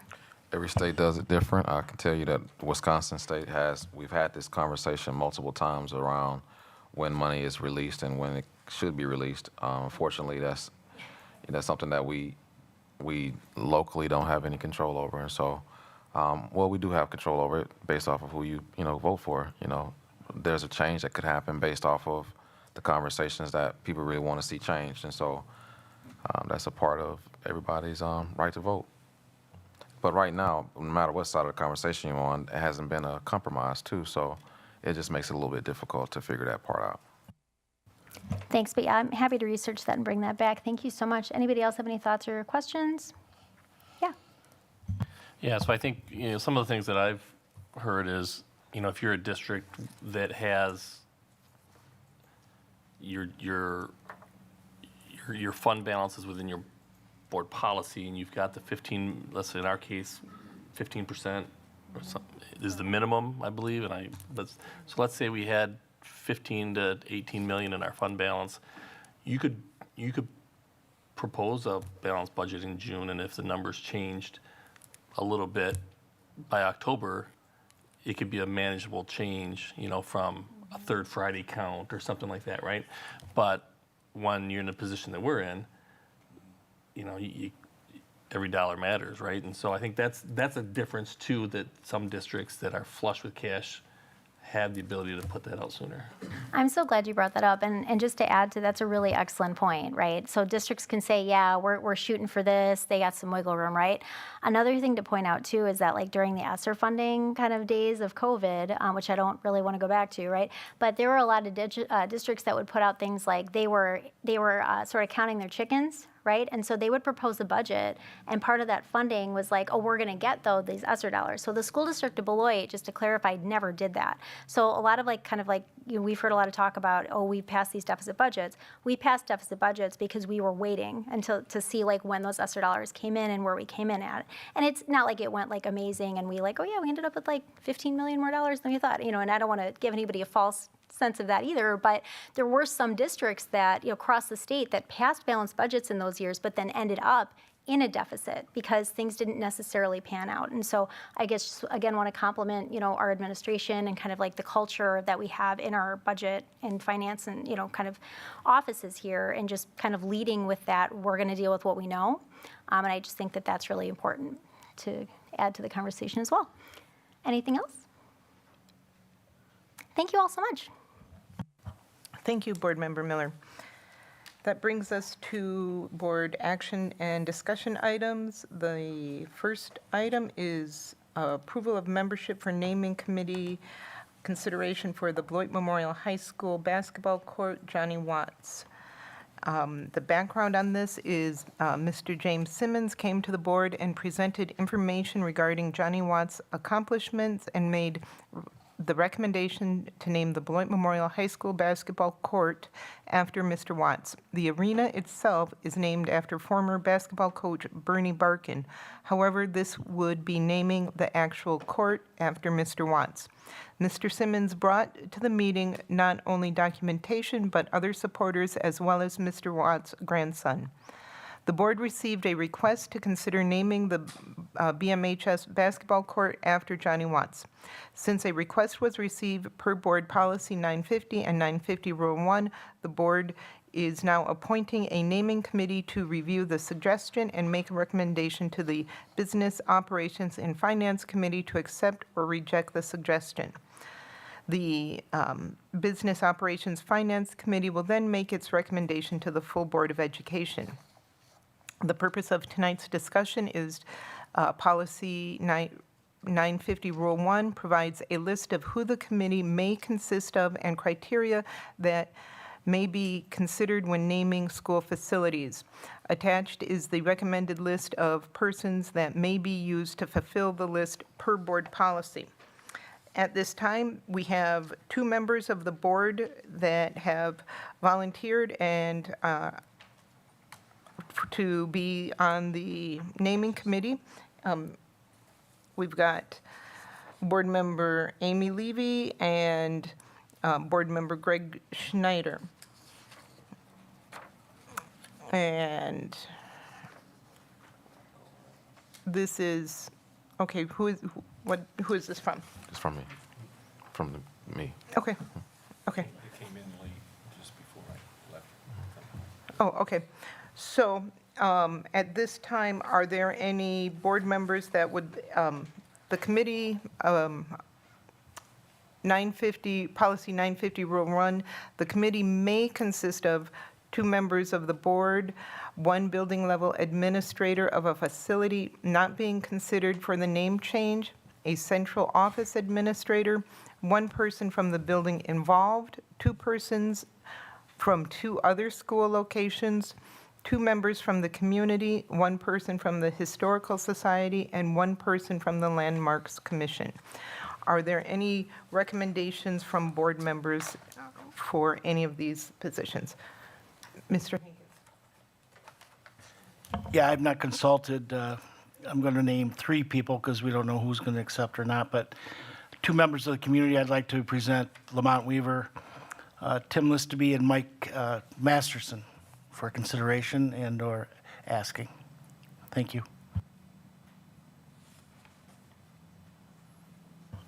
Who's the second person? Mr. Hankins, I've got Lamont Weaver, Tim Listenby, and who was the third? I'm sorry, Mike Masterson, Mike Masterson?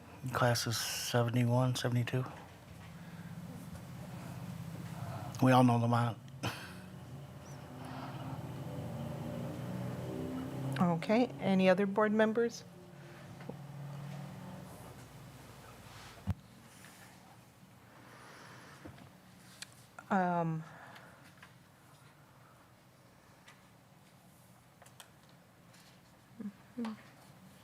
And then the suggestions from Dr. Garrison for building admin from a different facility: Betsy Schroeder, the BLA principal; central office admin, Dan Gratz, the athletic director; person at the building being involved, we've got Emily Pels, the principal, and Todd Marks, the boys' head basketball coach; 2 persons from other school locations: Sam Carnes, Tim Rockhold; community members: Ashley Herford, LaFonda Richardson, and the Historical Society, Donna Langford, and Landmarks Commission, Spencer Langley.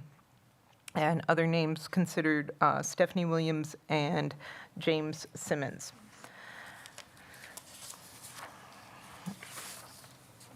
I will entertain a motion of approval of this membership for the naming committee. My hand is raised. I'm not sure if you saw No, I it. did not. Go ahead. Thank you so much. I don't have a recommendation, but if my name could be corrected on the list, I'd appreciate that. And unless someone else has anything that they want to add, definitely don't want to cut off my colleagues. I move approval of the naming committee list with the additions that we just discussed. Okay, which list are you referring to that you want your name corrected? On the naming committee membership list, my name is misspelled. Oh, the one that was just passed out?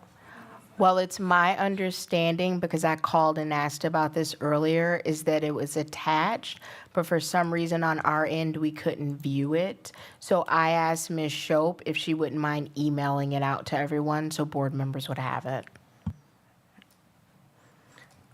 Okay, so can we get Ms. Levy's name corrected? Thank you. And motion for approval. I'll second. By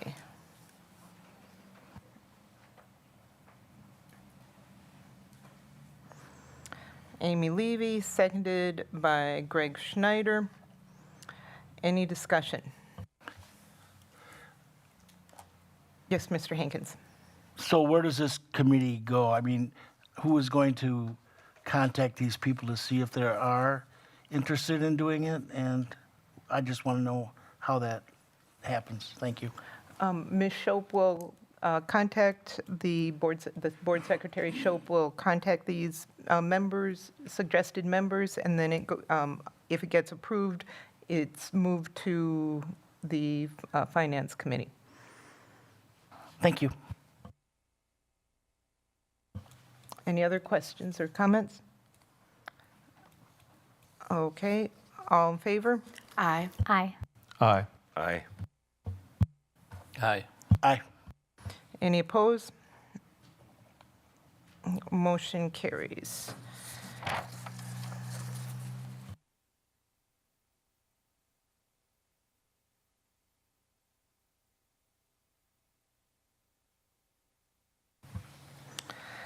Next on the agenda is the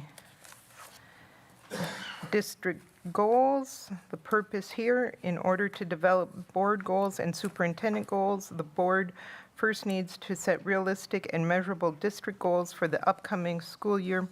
The following goals are proposed based on needs of our district students, staff, and community.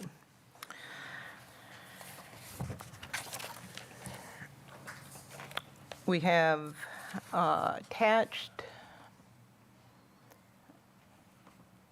the set of goals, proposed goals by the administration's recommendations, and I will open the floor for discussions. If anyone would like to share any thoughts.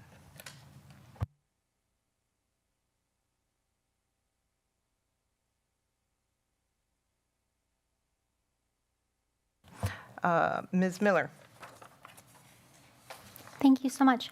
So I took a look at the document from last time that Dr. Garrison sent out. I definitely appreciate the need for these to be SMART goals. So before we approve anything, I guess I just want to verify that anything we do end up approving is, fits that criteria. So that's just one thought.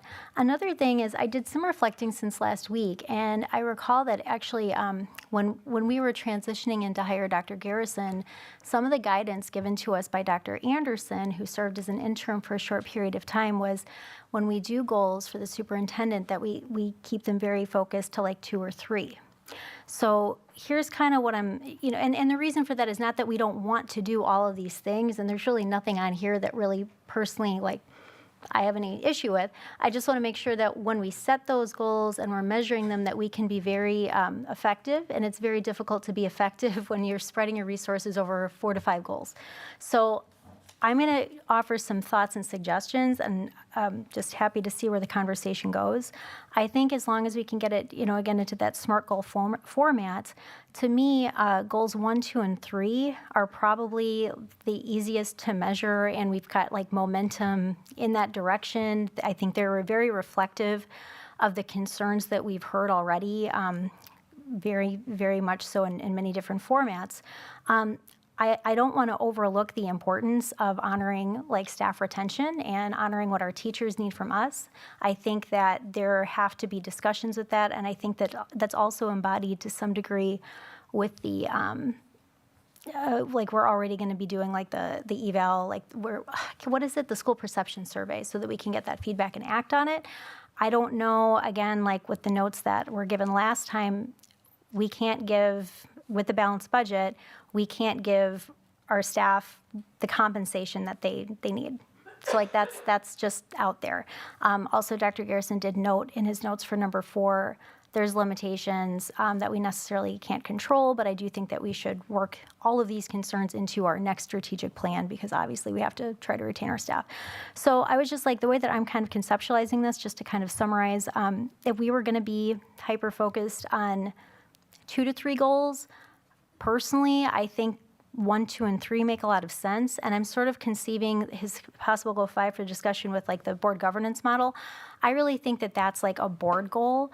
I don't know if that gets approved tonight with just that clarification, or if that's a future discussion, but that's one that I personally feel very strongly about.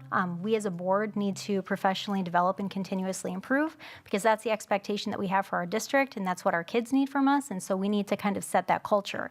So I'm not in any way against any of these goals. I just want to make sure that we're able to achieve what we say that we're going to set out to achieve, and that we can show our achievement in measurable ways where there are already resources devoted. So that's sort of, those are my thoughts, and if we took a vote right now, I would vote for 1, 2, and 3, encompassing Dr. Garrison's commentary on those. Thank you. Any other board members? I'm sorry? Oh, Board Member Levy? Thank you so much. I'll be very brief because I do agree with Board Member Miller's comments, and just wanted to remind us, I think the possible goal number 5, thank you to the administration for putting that out there.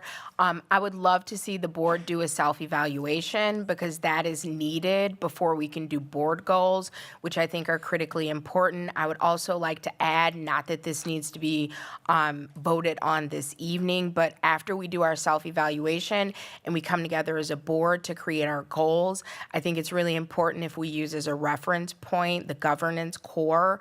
There actually is an updated version of 2.0 that came out like within the last month. So I would definitely encourage us to consider reading that together as a board, and hopefully allow that to guide our governance decisions. Goal 4 gives me some trouble. We may or may not go to referendum in April. We definitely do need the funding for our district. And so we may find ourselves in a position, unfortunately, where we have to have conversations about layoffs. And I'm not sure of the exact specifics of how that worked, but it may be beneficial for staff to resign in lieu of that. And so I don't want to put us in a box where we're trying to meet a goal and working against ourselves when we're looking at the actual numbers and decisions that we need to make as a board. But definitely on board, again, as long as these are SMART goals for 1 through 3, and I definitely want for the board solely to revisit that proposed goal number 5 after we complete our board self-evaluation, which hopefully will happen soon. Any other board members? Vice President Nichols?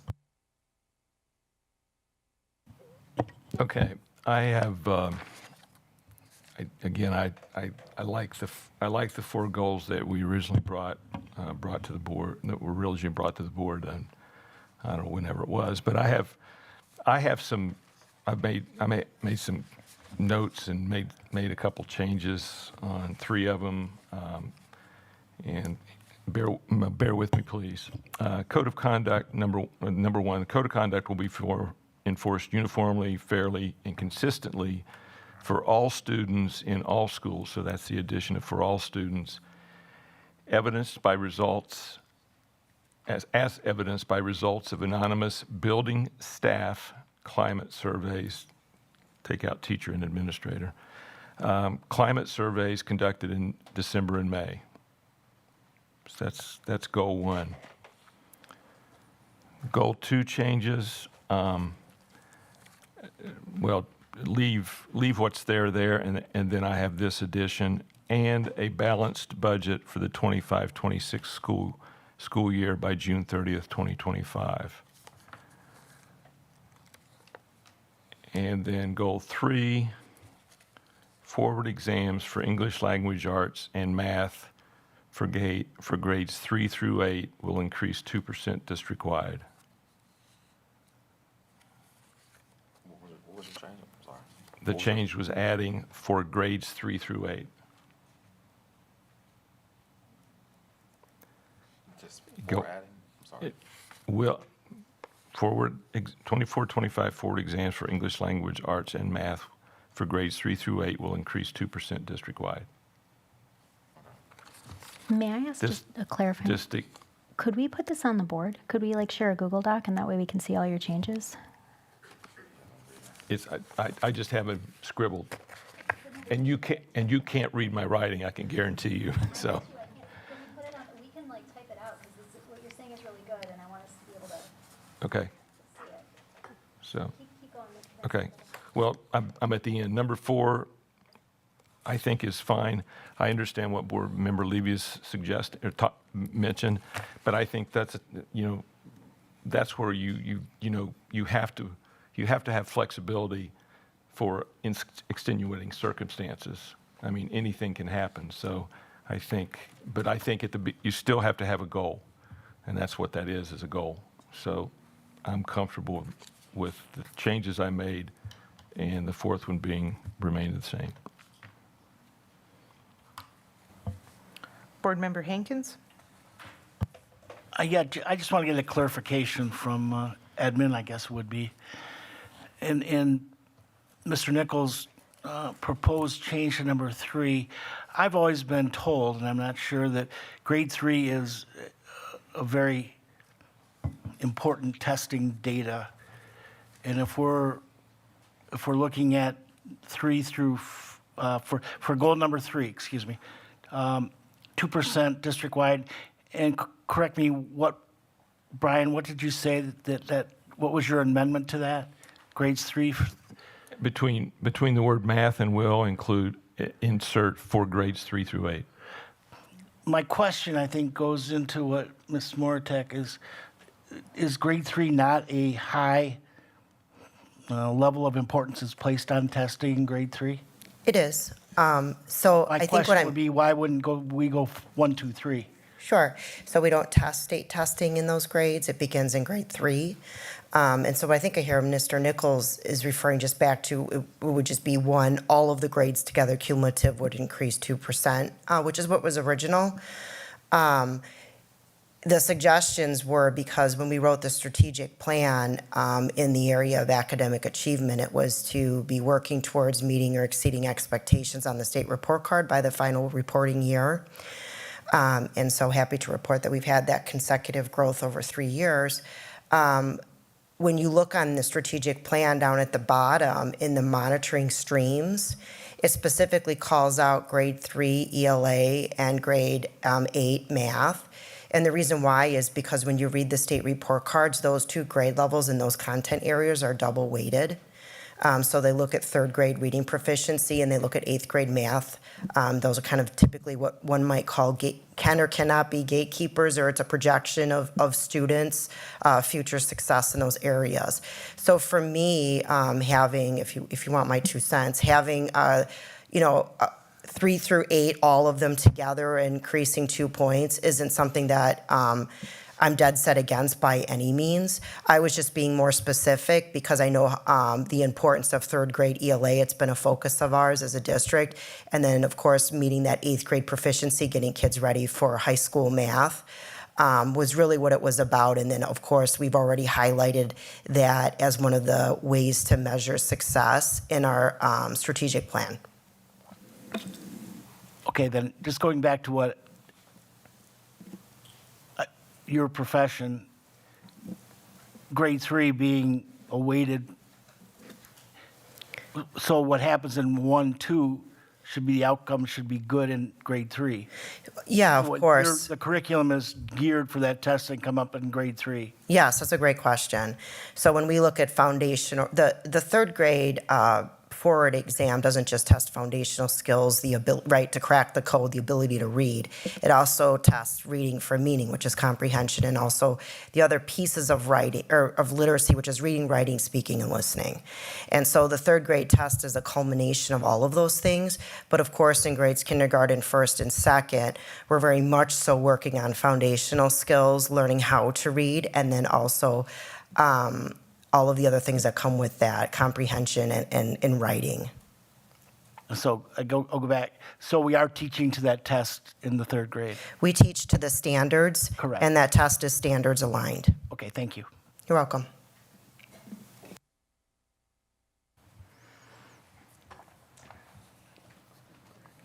Oh, go ahead. Oh, I'm sorry, Greg? I agree that I like the objectives 1, 2, and 3. 4 is, while it's always been a focus and needs to stay as a focus, I'm not sure that that one is one that we necessarily need at this point as a board goal. I do like proposed goal number 5, so that we continue to, as a goal, that the board itself continues to improve as a board. I like the wording and the inclusion of everybody in the wording proposed by the superintendent. Because even with the code of conduct, it goes beyond the school staff, because what is also then the perception of the students and of the families. I think we should include those as part of that progress piece. Goal number 2, again, expands out a little bit more in some specific ways in which we are going to improve the budgeting process. And again, still says that it's establish a timeline leading to the adoption of a preliminary budget for the upcoming school year no later than June 30th, which is the proposal that Board Member Nichols had. And again, for goal number 3, Dr. Garrison's proposal did include that early grades 3 through 8 with that. And again, just saying that, we're continuing improvement, we're continuing to work on those pieces that are there. And I think it's important that, since these are board goals, that there is one specifically that's the responsibility of the board to do about itself. They're district goals, we can't do board. Okay, they're district goals. So, but this is one that's specific, dealing with the function of the board. That's why it should be a district goal. Which I agree should be included in the goals. Thank you. So again, these are district goals. My aim is for us to have district goals established before we approve any superintendent goals or board goals, which we will both have our set of goals that will align with the district goals. Any other discussion? Mr. Hankins? Again, I just want to go back to the proposed goals from the admin. And I'll just go back to the second paragraph of proposed goal number 1. I just think, I don't like the way that reads about what I said before about, as evidenced by a sustained reduction in referrals and expulsions. It's our goal to have a reduction in referrals and expulsions. How those crop up and when they crop up is just how your year is going. I don't think it's a goal to have, I don't like that verbiage in there. I don't know why it needs to be in there. And that whole second paragraph, which was proposed by admin, I think it says the proposed goal number 1 is good the way it stands. Thank you. Thank you. Board Member Anderson, you're the only one who's not weighed in yet. Any thoughts? Yeah, I think the goals as presented and kind of modified by Board Member Nichols makes sense. I think some of the commentary from administration and Board Member Hankins just touched on it for goal number 1. I think, statistics are the result of the actions, not trying to control them. If I'm the chief of police and I want to have less speeding tickets, I will just write less speeding tickets, and guess what? That doesn't mean we had fewer speeders, right? So I think, I think having that goal is going to produce, and that action is going to produce the statistics that it will produce. So that I just don't want the tail wagging the dog on that one. So I think that one can stand as is. And then focusing on grades 3 through 8, I think makes sense, because that's where the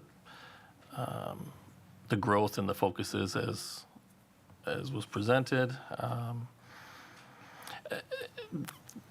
Goal 4, that's been talked about, I think this is a goal, and if, it's not a goal that, hey, if you don't hit it, the district had a bad year, right? I think it's a goal to say this is what we're going to focus on. It'll help drive the development of board goals and superintendent goals. If we look back on this year and we reduce staff resignations by 18% in light of everything else, I'd say that's a win. And so it's going to, it's just a goal to work towards. So I don't, these just drive behaviors. This isn't, you're good if you do them, you're bad if you don't. So I'd be in support of kind of how they're presented with a couple modifications that Board Member Nichols suggested. Okay, any other board member Levy? Thank you so much. Before we vote on goals, I would like to see them all cleaned up and adjusted to be SMART. So that would be helpful. And I'm just looking at policy 152 for goal setting. And I'm just wondering, what is the plan? Because each of our district-wide goals should have an action plan with it. So I just want, and then like an idea of how this is going to be monitored. So I just wanted to get some clarification around how that process would work.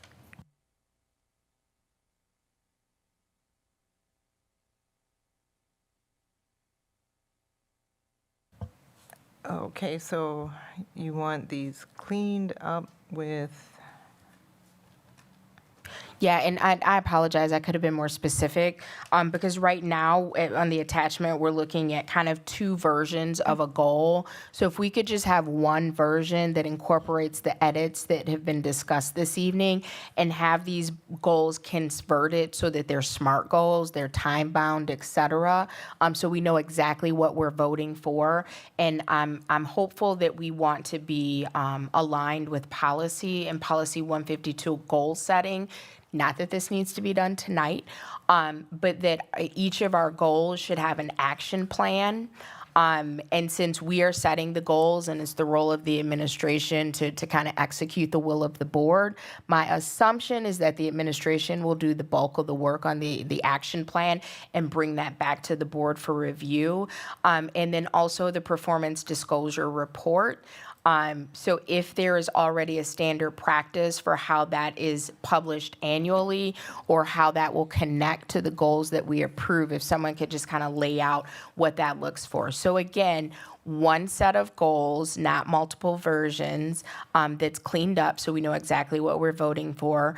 2, just an idea of how the plan for the action planning is going to come back to the board.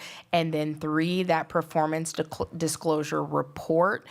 If someone could remind me when that is put out to make sure that we're adhering to that, that would be helpful. Thank you. okay, and Ms. Miller?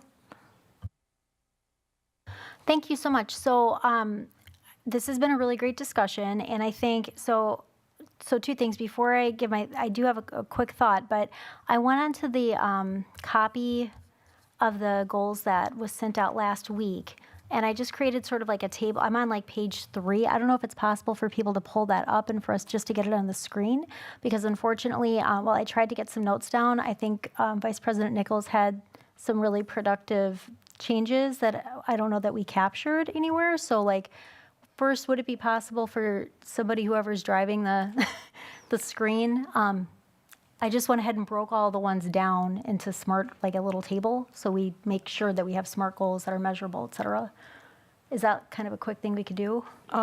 So Ms. Miller, the document I'm looking at is only 2 pages, the one that was attached to the agenda. Which document are you referring to? So I went into, it's going to be fresh in your email. It's the one that was sent out last week. I wasn't sure that I could make edits to the one that was posted. Okay. And so, yeah, it looks like, I think somebody just jumped in there, but it looks like Dr. Garrison is in there.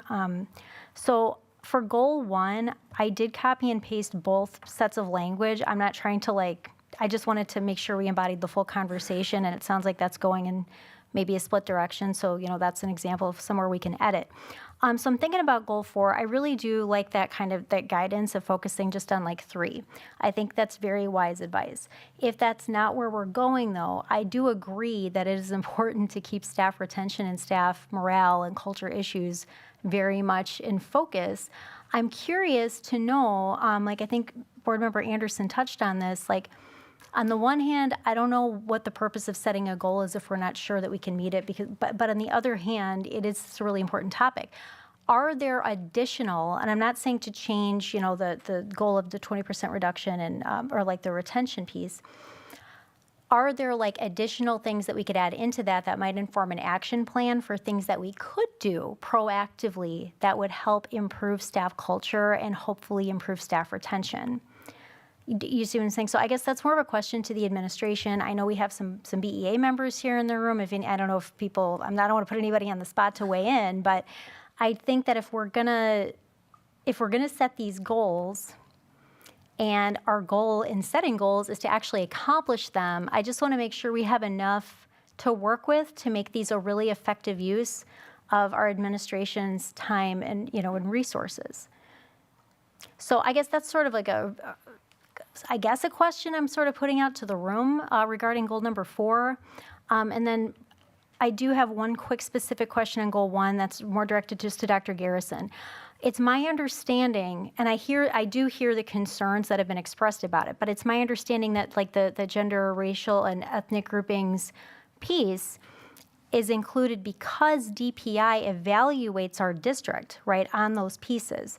So my question to the administration is there a different way to capture that as a focus so that we can be accountable to the state, but also sort of honor the concerns that are in the room so there's not that perpetuation of this idea that people aren't allowed to enforce the code. You know what I'm saying? So it's I don't necessarily agree with that viewpoint, but I want to honor what I'm hearing in the room. So I'm just curious, is there another way to capture our accountability to the state and to honor that perspective in the language for goal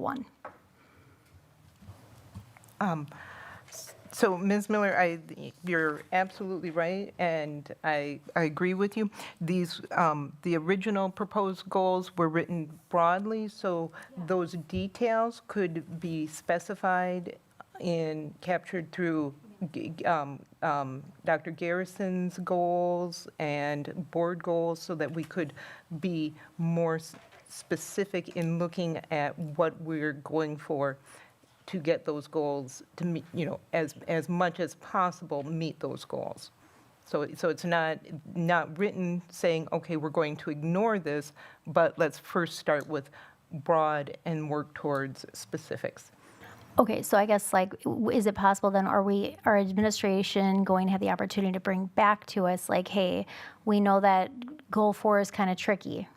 Here's how we want to, I guess what leeway does our administration have? If Dr. Garrison and his administrative team are going to go back to the staff and say, hey, our board really wants to focus on staff retention.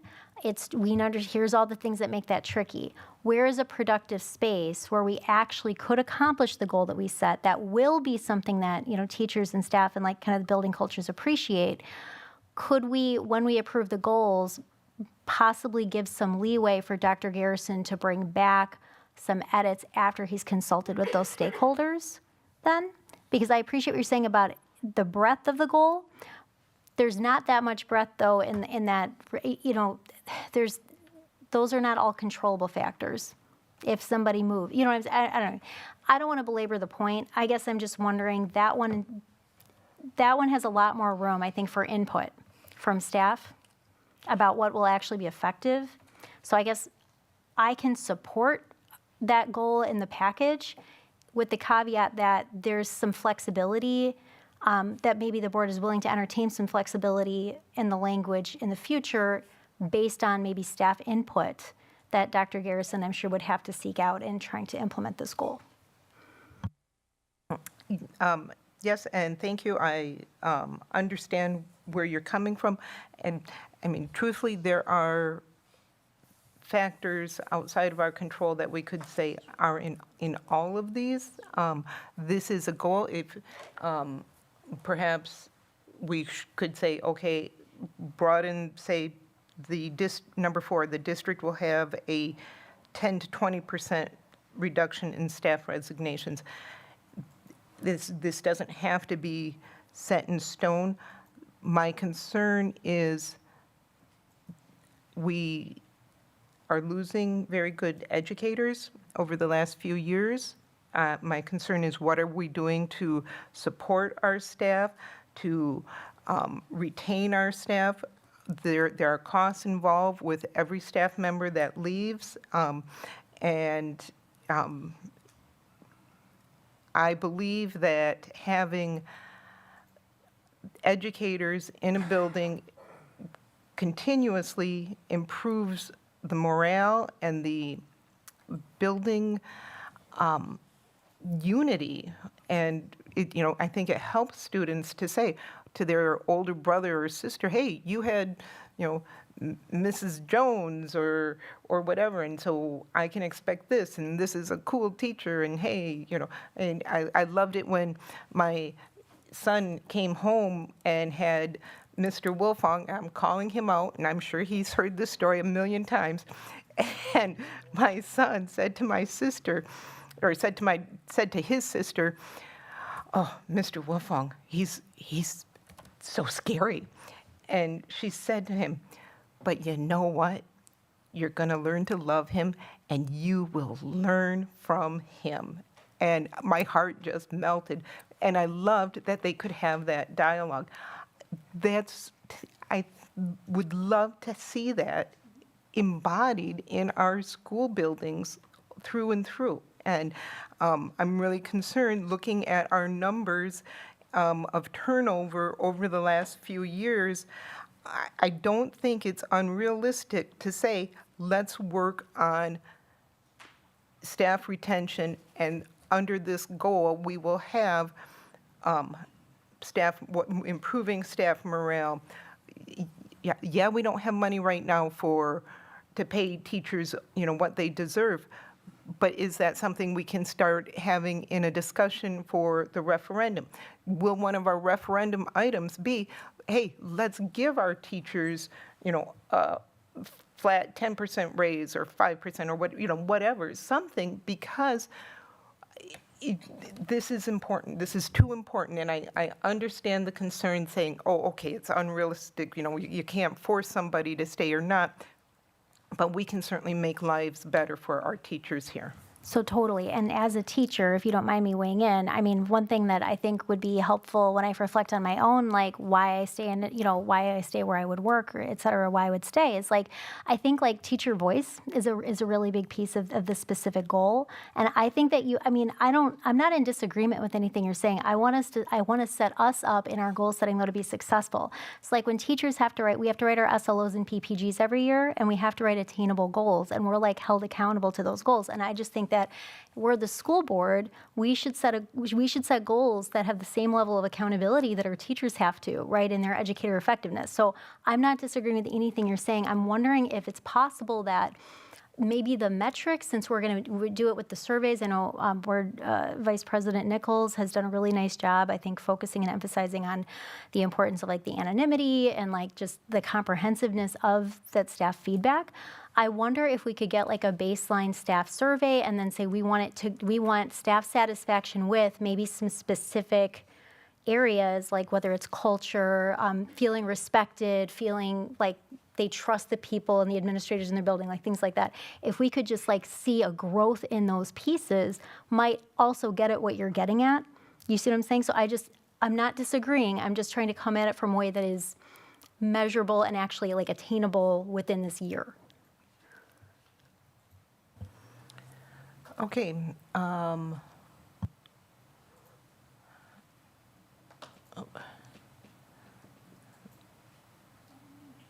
Any other comments? I'm going to go with Tom Hankins. Ms. Levy, you've spoken twice. Mr. Hankins? Oh, I was just going to say, Mrs. Levy brought up a very good point about the action plan, but I do believe we have to set the goal and then the action plan will come.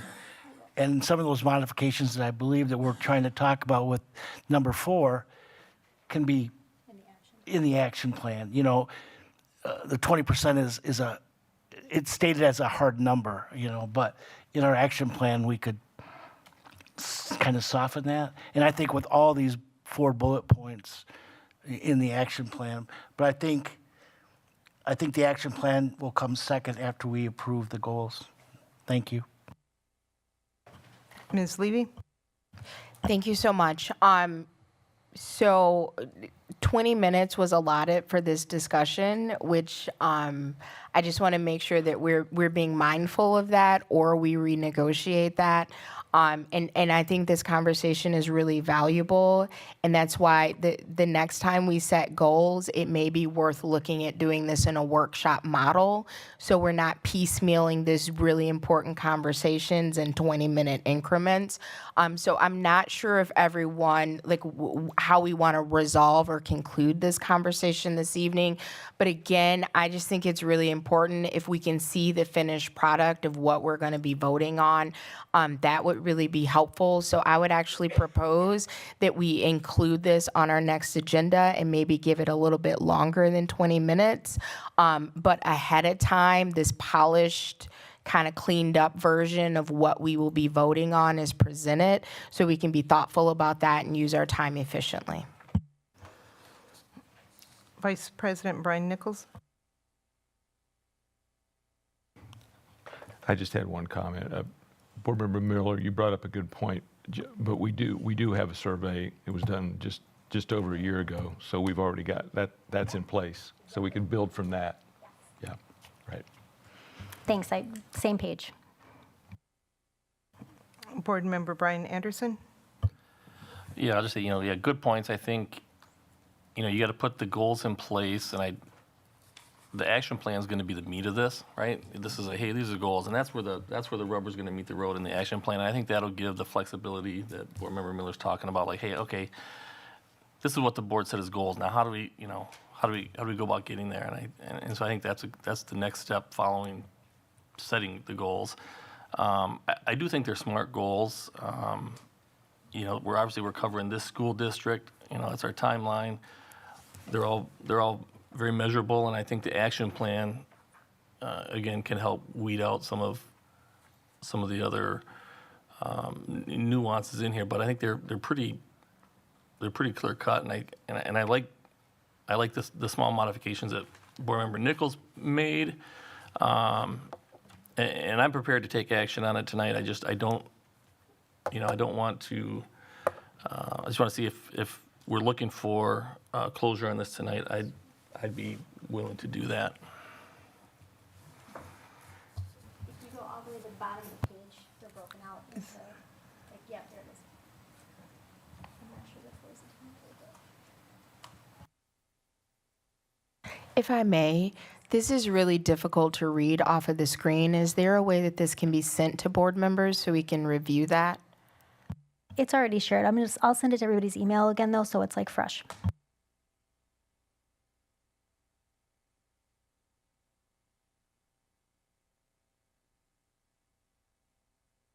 And then I guess just the final point, if we could have the administration weigh in on a final package.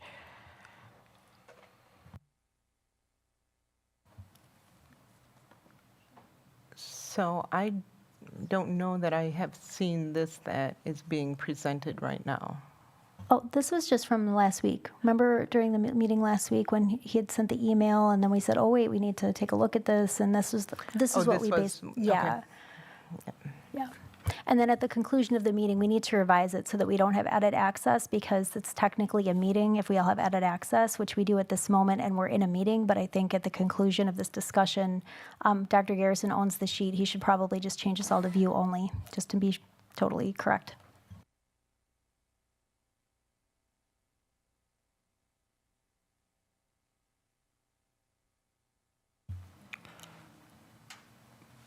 Go ahead, Dr. Garrison.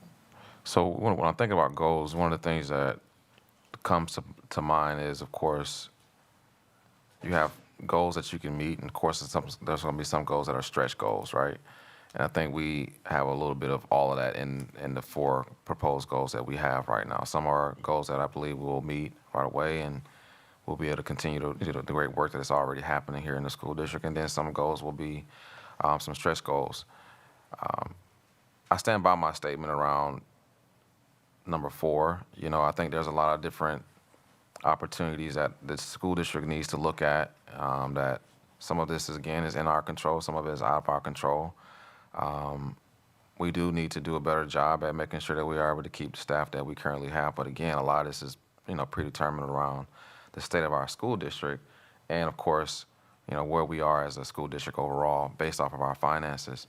It is hard to, you know, continuously attract staff when they look at the school district of Beloit and see that we have consistent conversations around, you know, the possibilities of reductions. So that I did add 10 to 20%. I know I heard you mention that, Mrs. Board President Johnson. And so, you know, that maybe that's something that we can look at it from that perspective. Again, I do stand behind, oh, I'm sorry. I pushed the wrong thing there. I do stand behind my thoughts around, you know, that this is something that we could possibly, you know, look at, you know, down the road. You know, goal number 5, I know this is not a district goal. It is a goal that I put for consideration, to have that all-in mentality around, you know, of course, we're working all together here. And I think that goal number 5 is something that could be considered down the road. I do agree with Mrs. Levy, and as it pertains to having a cleaned up version, I know that, you know, we kind of put this together, you know, together, but having a cleaned up version is important so that everybody can understand where we're going. However, if the board wants to vote on these themes, naturally, we will clean this up and, you know, of course, still do what we need to do. My staff, my cabinet, myself included, believes that, you know, a lot of these themes are still captured in our strategic plan. And again, we will still be able to move some of these themes forward, again, as either a hard goal and or a stretch goal. Minus number 4, which again, I do stand behind my thoughts. However, if that's something that we want to still move forward with, we'll have to keep moving forward with it. And so we can see what we can do to meet the 10 to 20% reduction and or retention to our staff. Mr. Hankins, you made mention around, you know, changing some of the verbiage. You know, we did use verbiage that comes from the disproportionality report, as mentioned by Mrs. Miller.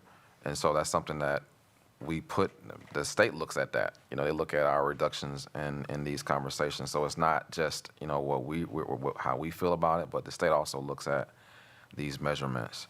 The balanced budget, as I already stated, we want to, you know, be able to get that to everybody in a reasonable amount of time. And so for me, as I said, minus number 4, it is something that, like I said, it's either going to be a stretch goal or a goal that we believe we will be able to meet. Thank you. Board Member Hankins? Yeah, I agree with Board Member Anderson that I'd like to move forward, because obviously we have to have our district goals, we do our superintendent goals, and our board goals will all be a function off of the district goals. So if we delay this another couple of weeks, covers a few minor words. And I do understand with number 5. And number 5, I think, will be married into board goals when that time comes. So I read that and I hear it. But I don't know if there's a way out of this impasse that we have right now to move forward, but take into the minor adjustments or additions that and subtractions that Board Member Nichols put in prior. I'm not sure on procedure here. Board Member Anderson? Yeah, I agree with Board Member Hankins. I think the only way to kind of move forward is we can discuss all day, or, you know, we can put a vote out, and, you know, if everybody's not ready, majority's not ready, then it'll fail and we'll figure out what to do next. So based on that, I would make a motion to approve the proposed goals as presented and amended by Board Member Brian Nichols. Before there's a second, I'd like to offer an amendment. Could we absolutely but vote on the goals individually? Because, for example, and I hate that this is so rushed, but on the document that was just shared this evening, I'm looking at pages 3 and 4. Goal 5 is still on there. So when you make a motion to vote, I don't know if it's encompassing everything that we're looking at in real time on this sheet. So if we could just break those out and then take a vote individually, that would be helpful. Board Member Anderson, are you okay with that? Yes, I'm fine with voting on the goals individually. Okay. For both goals are we looking for? So, Edmonds goals. I'm so sorry, the mic wasn't on. I couldn't hear that comment. Well, if you go to the PDF, the PDF on goal setting, we only had 4 that we proposed, the board did, and number 5 came from admin. No, but I understand what you're saying, and I'm okay with doing the first 4, one individually. Board Member Anderson? Yeah, so to honor that amendment, then my motion would be to move to approve under the proposed goals listed in the board docs, not the administration one, but the proposed goals. Goal number 1, as amended by Brian Nichols. Is there a second? I'll second. Motion to approve the board goal 1 as amended by Vice President Brian Nichols. Any discussion?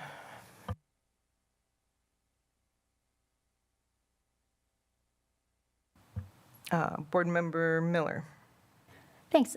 So with item number 1, are we voting on, I'm not trying to burden you, Board Member Nichols, but would it be possible for you to just repeat what you had read? Because there's both documents were posted, you know what I mean? So we have to make sure we know exactly the language.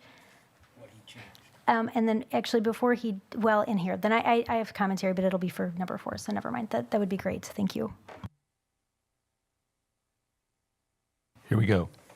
Actually, I am interrupting you, but it's just to make sure that I'm looking at the right document. The edits that you are going to read, you are asking those, you are going to edit those in real time on the email that you just sent us, page 3. I just want to make sure we're all looking in the same place before he reads the edits. Is that a yes? Can we post whoever's doing the editing, can we please post it so everyone can see it on the screen?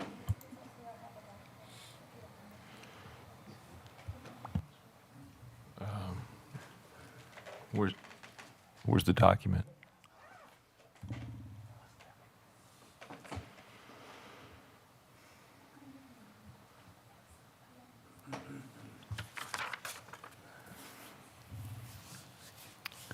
Okay, are we ready?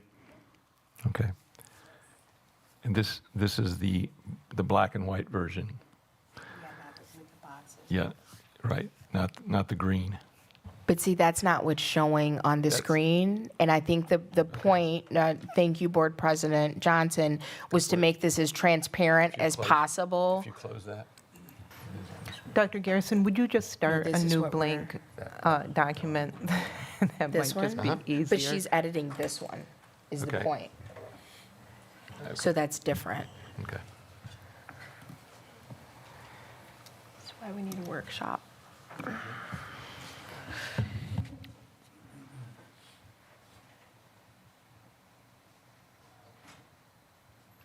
Ready?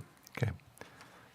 Code of conduct will be enforced uniformly, fairly, and consistently for all students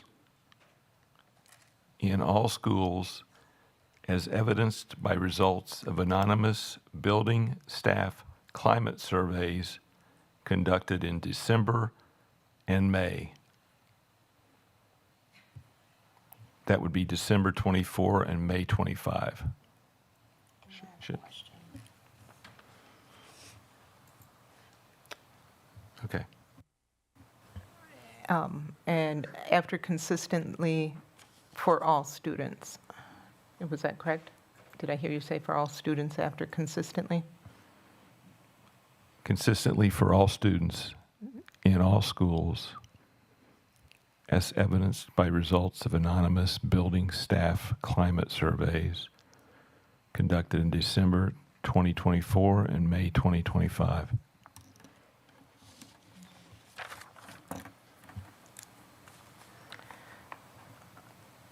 Okay. Board Member Amy Levy.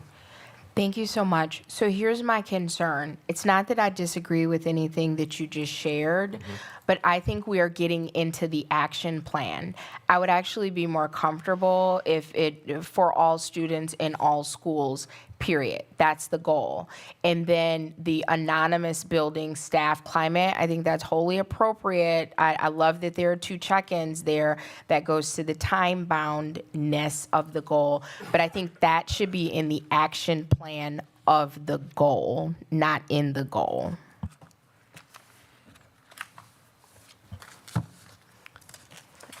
Board Member Miller, is your hand up?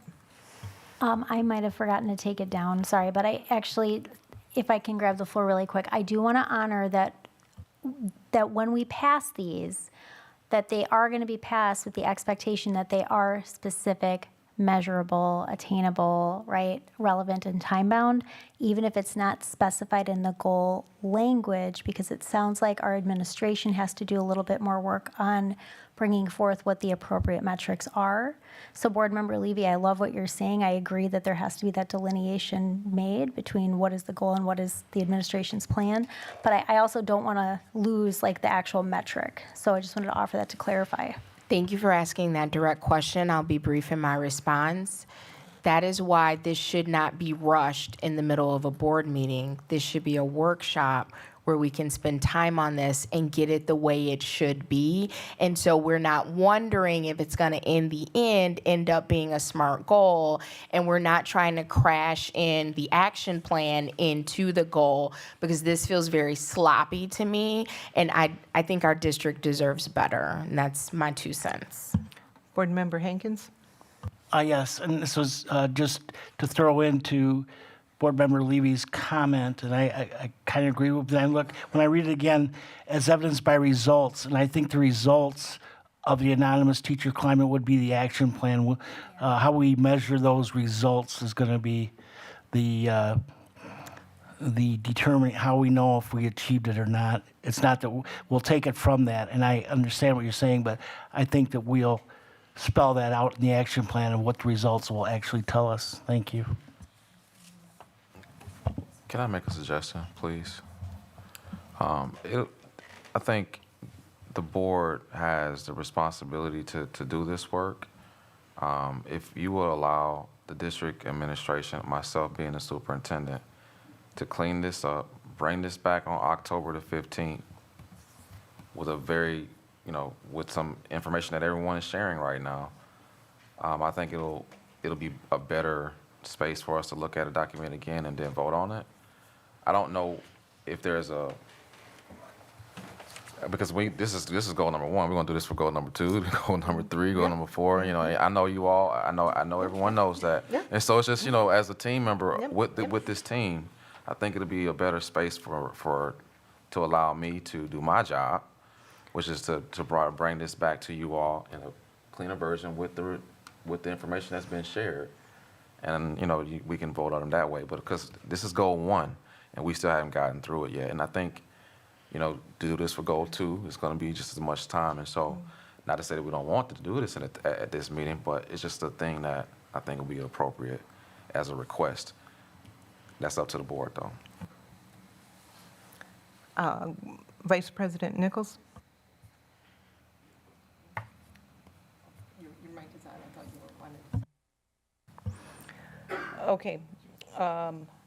What does the board think? Would the board like to move forward tonight or wait until the 15th? Yeah, I was going to say, we've got a motion and a second on the floor. We're just in discussion, so we already have the motions on the floor. Oh, that's right. Motion and seconded. Okay. I will just say, first of all, thank you for asking that question, Board President Johnson. And I do think that this is a part of the discussion. And so I will just answer briefly. This feels very rushed to me. I am certain that when you put the agenda You've to. made that clear already. You've made that point already, and so in the interest of time. Am I let's- allowed to finish? You've already made the point. But I'm not done. I know, but you've already made the point that you feel that it's rushed. So let's go ahead and have the vote on this and decide then whether we want to move forward on the 15th or just keep going through this now. Well, my new point is you put 20 minutes there for a reason, and I want to be respectful of that. And I want to be respectful of listening to the board members. Michelle, can we get a roll call, please? Yes. Ms. Shope, were you able to capture what I said on the goal? I believe so. Okay, I started going through and adding to the other ones in parentheses, but I stopped to do this. Okay. So I Just just want to clarify that are we moving approval of district goal number 1 as amended by Board Member Nichols? That's what and Brian Anderson made that and Brian Nichols seconded. Oh, Tom Hankins seconded, sorry.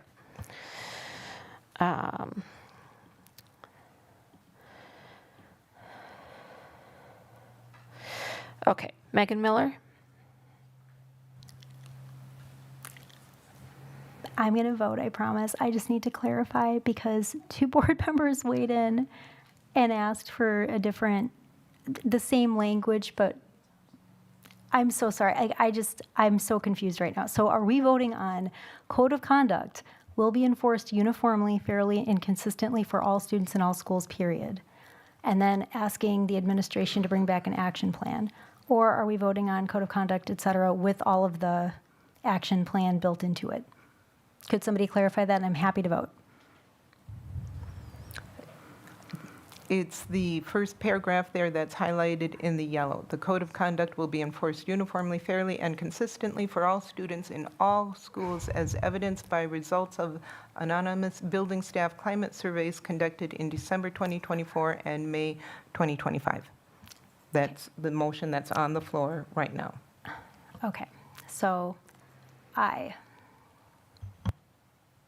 Tom Hankins? Aye. Brian Anderson? Aye. Brian Nichols? Aye. Amy Levy? Nay, because I would like to see a clean copy of what we're voting for. Greg Schneider?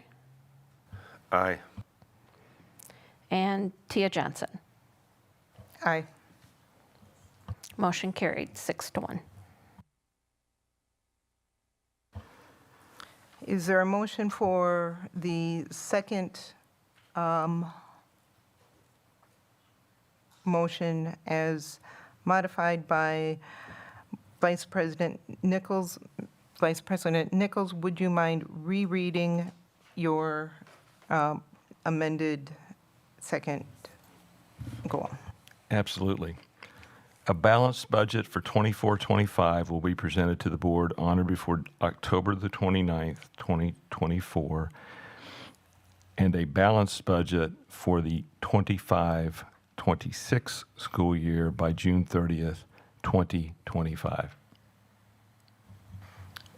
I'll make that motion. I'll second. Ms. Shope, did you get it was moved by Brian Anderson, seconded by Tom Hankins. Did you get the motion, the goal down? Thank you. Any discussion?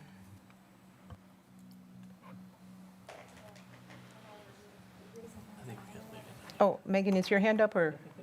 Yeah, I wasn't sure if we're raising hands on the internet or in person. Okay, so I just need, I think it's fine. I'm just trying to make sure I, A, understand the language. B, okay, so I voted for the first one because I agree. I would like to move us forward at least with the direction of where we're going. However, for the remaining goals, I'm just wondering if we're okay as a board voting to say yes, we want the goals, and we're gonna the administration is gonna bring back Board Member Levy had asked, and like Dr. Garrison just explained would work better for him, like his whole like built out, like this is the whole SMART goal kind of piece on the 15th. Like I have zero problem moving us forward. Like I'd say like we're all gonna end up in one way or the other voting for like these topics. I think everybody agrees to some extent that these are important topics. They all come through. We're all there. I'm more comfortable though honoring the process that our administration has just said will work for them. And then again, we have that, and then we can transparently with our community then share on the 15th, here are the metrics, here's the, the attainability, et cetera, et cetera. So that's just, I mean, I'm not gonna vote no on this motion. I'd rather see it amended though, to just say like, for goals 2, 3, and 4, we'd like to move to direct our administration to like, move forward with these goals and bring back the, I don't know how you wanna phrase that, the plan, the SMART goalness or whatever, like at our next meeting. If you would like, we can put on the next agenda, the superintendent bring back the action plan, SMART goal talk on the goals that we approved tonight. And are we on the same page that if like we just approved like a metric in that last motion, now if Dr. Garrison's team goes and gets feedback from like teachers or like whatever other stakeholders are necessary in that goal, that we're not going to say, oh, sorry, we only approved that one metric. Are we giving the leeway for some of that to change? Because I mean, that's where I feel a little uncomfortable. I'm not against the ideas. I think this is good. It's been a good discussion. Where I'm concerned is like this last one we just approved. We just voted on, based on anonymous building staff climate surveys. Well, Dr. Garrison had also suggested doing stuff with like students and families, et cetera, or, whatever the cadence is. Are we giving him the leeway? Like, are we approving this with the consensus in mind that whatever Dr. Garrison brings back to us on the 15th, even if it's slightly askew of like the details and like what we're outlining, if it meets the spirit of what we approved, we're not going to say, oh, sorry. If we're on that page, then I'm fine. Yeah, and keep in mind, Dr. Garrison's goals, if he wants to put something different in his goals, he's, more than welcome to as well. And we've got our board goals that we will develop also. So this is just the overarching district goal. Okay.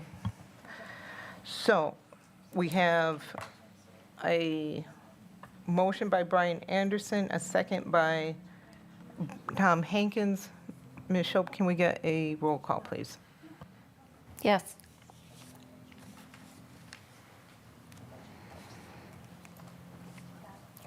Greg Schneider.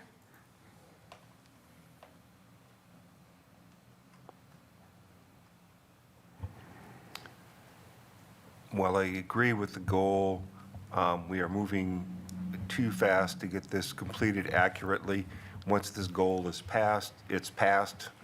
That is the goal, unless we go back and go through the effort to rescind it. So I'm going to say nay. Amy Levy. Nay, for the reasons I previously stated. I'm not comfortable with this rushed manner. Brian Nichols. Aye. Brian Anderson. Aye. Tom Hankins. Aye. Megan Miller. Aye. And Tia Johnson. Aye. Motion carried 5-2. Vice President Nichols, would you please read the amended third goal you suggested earlier? I sure will. 2024-2025 forward exams for English language, arts, and math for grades 3 through 8 will increase 2% district-wide. Is there a motion? I'll make that motion. Motion by Brian Anderson. Is there a second? I'll second. Second by Tom Hankins. Any discussion? Hearing none. Ms. Shope, can we get a roll call, please?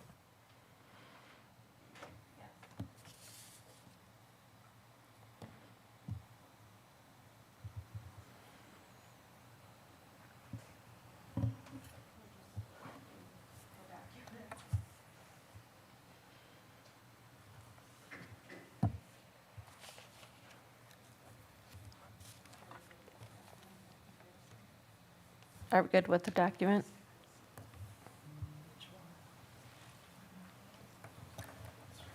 I misunderstood how you wanted it done, so Dr. Garrison is fixing it, and I just want to make sure it's correct, so everybody knows what we're voting on, or what you're voting on.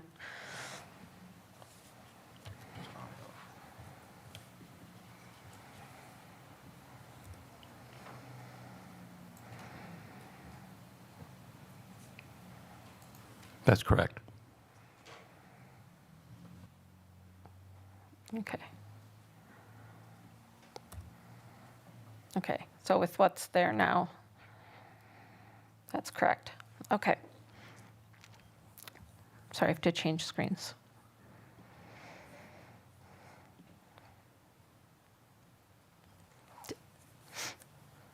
I'm sorry, because I was checking that, I missed who moved and seconded. Sorry, moved by Brian Anderson, seconded by Tom Hankins. Okay.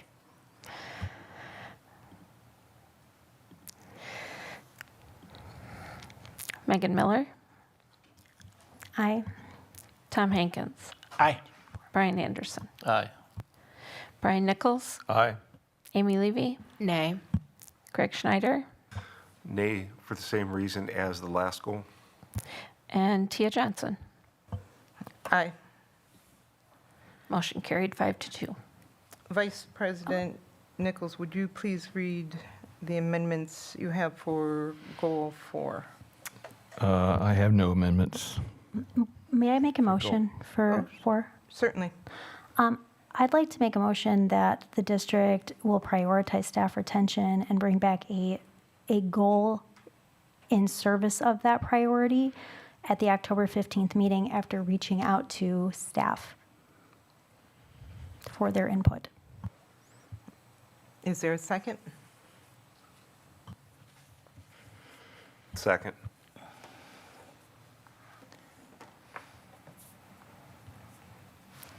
Could I get the motion repeated, please? Sure. Take it off. My mic's off here. Sorry. Oh, there we go. Sorry. I had written down a motion that the district will prioritize staff retention and bring back a goal informed by staff input at the October 15th meeting.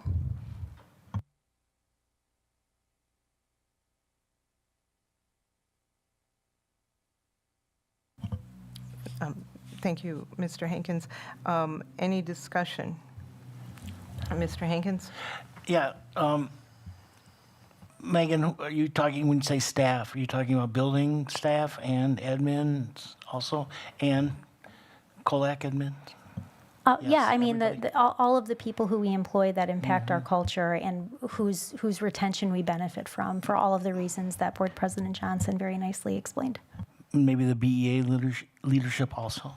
Well, I mean, that's our teachers, and I want to make sure we capture the BEA's input. We have the Secretary Union. We have everybody who works in our buildings valuably contributes to culture and retention, and so I don't want to be too restrictive in the language. So that was my reasoning for staff, but thank you for clarifying.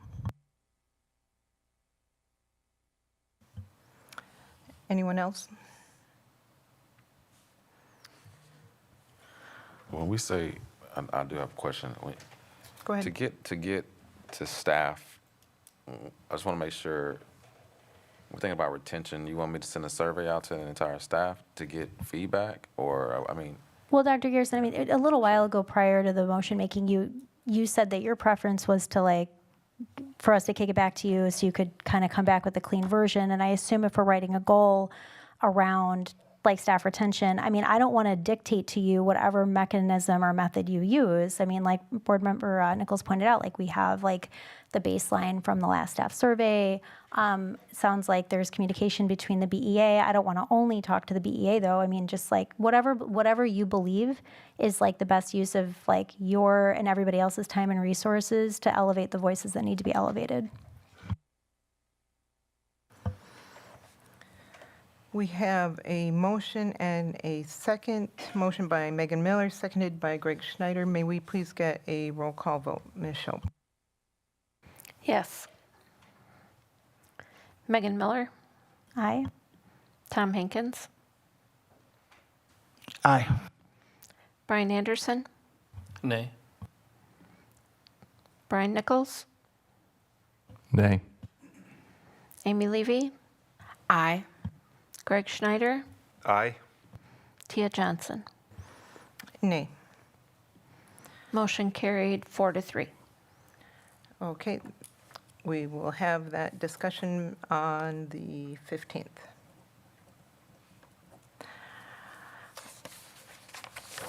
Okay, that brings us to the item of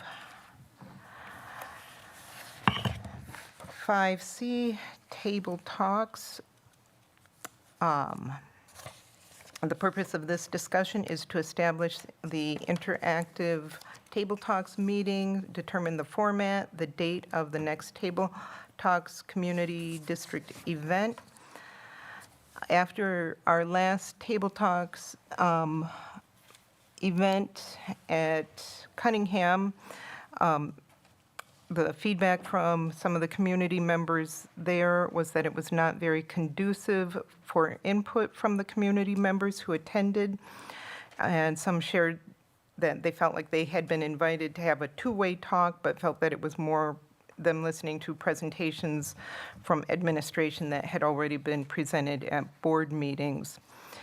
Some of my thoughts on how to improve the format is to have a venue set up more like a farmer's market manner where the cabinet departments and board, perhaps board hosting individual table, the board as a whole hosting an individual table, maybe some building administrators if they're interested, and then the community members could go from booth to booth to have the interactive discussions with the areas that they're interested in, rather than having to sit through an entire presentation. Later, the board members could receive reports from each of the tables or booths that, and sharing the questions, concerns that come from each of the departments. That's one suggestion, just my own personal suggestion I have for this. And Ms. Christopa, I understand, you've had some positive results with your coffee conversations. Is she still here? Would you mind sharing, if you don't mind, giving us a little feedback on your coffee conversations that you have? How have you structured these? What have some of the successes you've had been?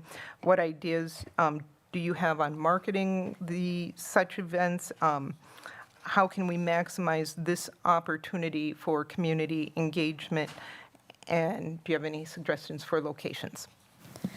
Okay, thank you, Board President Johnson. I think one of the most important things is to get dates set a year in advance. So with our coffee and communications, they were set in August and they're set for the entire year. What that does help is the location that you choose will also help market those events. In our coffee conversations, we thought it would be a good idea to be somewhere where people naturally are coming and going. So we chose the Blender Cafe. So you do have people walking in from the library or they see us outside, a location that can be seen where you don't have to go internally into a building. Our first one was with the marketing department. We had 27 people stop by. What was nice about that is, Board Member Johnson, to your point, having booths or tables, they came up and spoke with us. We had materials we handed out, but then groups of people just sat together and continued having conversations. So in this case, it's not a presentation other than we have materials. Last week, Emily Pels and Betsy Schroeder hosted an event about the high school. They had more students attend than we did, but again, it gave them a different perspective from another market segment that may not choose to attend a conversation or table talks. So in terms of marketing, a year in advance, getting those dates on there, choosing a location that can visibly be seen either from the street or a parking lot, and then having the ability to have informal conversations. I also had cards there if someone had a question but didn't feel comfortable asking then, we could follow up with them. We kept people's names, emails, or phone numbers with us. We did have a small gift basket with School District of Beloit items in them and handed that out at the end of it. We had cookies and coffee. Again, the Blender Cafe was very reasonable for that. I'm not saying that's the best location for these, but visually you can see it from the parking lot and people are walking. Those may be some of my suggestions. We certainly could put an icon on the app that says Board of Education Table Talks that people could click on and then get a list of those locations, times, and who will be there. Dr. Garrison and I have talked about these items and had discussions around this too, and looking at the way the district can support you in these talks. Okay, do you have suggestions for formats for us in terms of what's the best way to maximize the conversation between, so that people feel comfortable coming in saying, okay, here are my questions, my concerns, my suggestions. And that's what we're looking for. Is it something the way that you've suggested with your, or not suggested, but something like you've done with your coffee conversations? What's the best form of communication for this? Well, I think you had a suggestion, and Dr. Garrison too, about doing roundtables.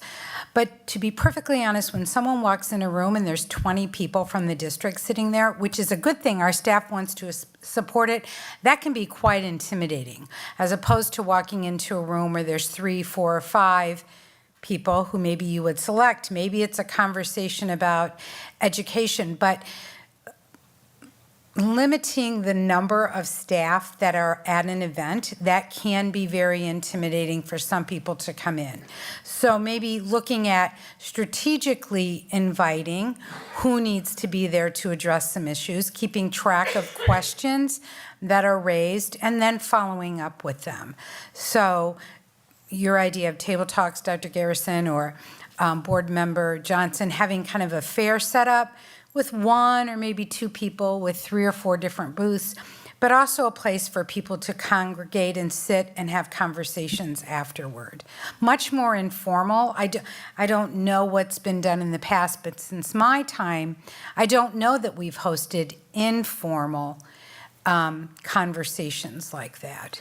We did get some good feedback, I would say, from a less formalized opportunity. But there is a place for those, and if you set out an agenda for the next 8 months, one of those could be a presentation by. You would have the ability to set how you wanted an agenda and format to be, and you can market it as such once you select those dates. Thank you. Is that Ms. Miller, is your hand up? It is, yes. This is awesome. And so I'm going to go option C and say all of the above. So here's kind of what I'm thinking. It would be really cool, and as I'm listening to kind of both of your suggestions, what I'm envisioning is to kick off, because this lines up in timing with also needing to engage stakeholders in our upcoming strategic plan work. So kind of I don't want to kill any birds in real life, but kill birds, with one stone. What if we did where we have tables set up and we have if you're interested in a people services related topic, you go to Ms. Beaver's table and maybe there's a board member or 2 there. We kind of spread out, doesn't matter who goes with who or whatever. And then just have our administrators there by topic, maybe get some building principle, whatever. However the topics need to be fleshed out, right? And then make it kind of a bigger, longer thing. Absolutely, there's got to be food, right? And just kind of set something up so it is sort of a fair sort of deal. And then in those conversations, as people are interested and they're having this amazing, stimulating time, because we're all super amazing and interesting to talk to, for sure. They're gonna be oh my God, I want to talk to you more. So we could sign people up to say yeah, actually I really want to keep doing this. I'd love to do some work with the strategic plan, et cetera. that would be a great way to engage people who aren't like your typical, hopefully, your typical people who show up. I think our strategic plan group from this current strategic plan is fantastic. I hope all of those people come back, and I hope to add to it because we definitely need more voices, and this might be one of maybe many mechanisms by which to draw those people into the conversation. And then I think like respecting going forward, so we're not like this big group of intimidating school district-y people, right? I love the idea then of subsequently doing these smaller kind of gatherings where it's like really specific. Like Miss Moratech is going to be, we can like Moratech March. I don't even know, something cool. But anyway, just like to kind of spread it out and then just kind of keep it focused after that is kind of what I was thinking. Thanks. Board Member Johnson, could I add something? I would like to share with you our agenda for the rest of the year. So Pupil Services is hosting in October. We have another department November, December. So to see where that goes in line with what Board Member Miller shared, I can share with you the departments that are hosting coffees through May. Thank you. I would really appreciate that. Any other board members? Certainly, Vice President.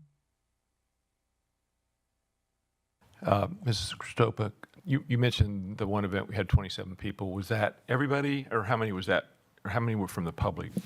That was 27 people from the public coming in and talking to us casually for an hour and a half. There were only 2 of us from the district hosting that one. That's a great turnout. Mrs. Christopa, not to add more to your plate, but would you mind helping us plan this next Table Talks event? Okay, so, and are there any board members that have any issue with the proposed format? Okay, go ahead. All right, there we go.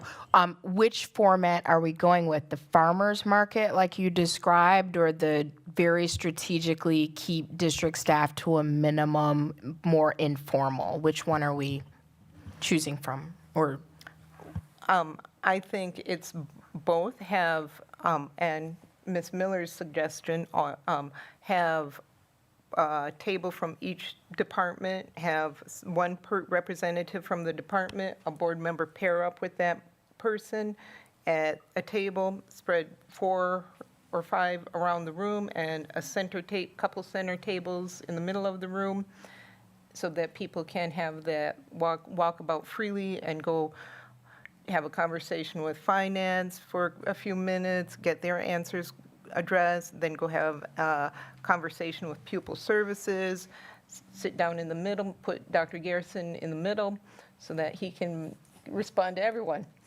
so kind of like a mini expo, but the department person paired with a board person? If that sounds okay and acceptable to everyone. Sounds great. Is the Blender a conducive location for what has just been described, or do we need to look at an alternate venue? Probably a little bigger space. But there could be some options to vet through. Yeah, maybe we could use the Riverside room at the library, or the community room, or someplace on campus. Ms. Miller, is your hand up? It is, and I just want to clarify it. Like, thank you for asking Ms. Christopa for the calendar, and I just want to make sure that when we coordinate this, I want to be respectful of staff time, because everybody's already, we're all burning on fumes, right? So I don't want to be like, hey, you're already doing this coffee thing, and now come to this other one, right? So like, let's be strategic about that. Also, I'm thinking about like if we just do that one kind of expo-y thing. Thank you for the word, Board Member Levy, and then kind of like. And then kind of go with that laser focus approach in a way that is more responsive to staff time. I'm just thinking the timing is perfect to get people involved right to the strategic planning conversation. So I don't want to give anybody the impression that I want to do this big whole thing like every month or anything like that. Board Member Anderson? Yeah, I like that, Board Member Miller. I think starting with that expo type approach may uncover, hey, you know what? This cabinet member nobody talked to him because that wasn't a concern. But everybody wanted to talk to this one about this topic, and that may drive future conversations to be more targeted. So I think that's, we don't have to commit to everyone being that way, but I think the first one to vet out what's on, the hot topic at the time is a good idea. Okay. Are there two board members that would like to volunteer to work with Ms. Christopa in setting this up?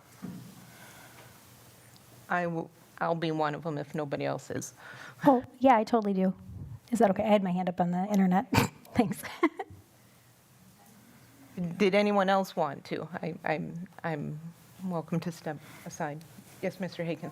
Okay. I just want to jump back a half a step. As I remember, didn't we call those listening session, the first one? And I don't know if we get away from, are we getting away from that by table talk? I don't know, was I misconstruing something? Wasn't our goal to set out and to listen to our constituents in the district? Yes, and if you remember, we did have a strictly listening session, and the feedback from that was they wanted more of a dialogue opportunity. So this is the listening session morphed into dialogue.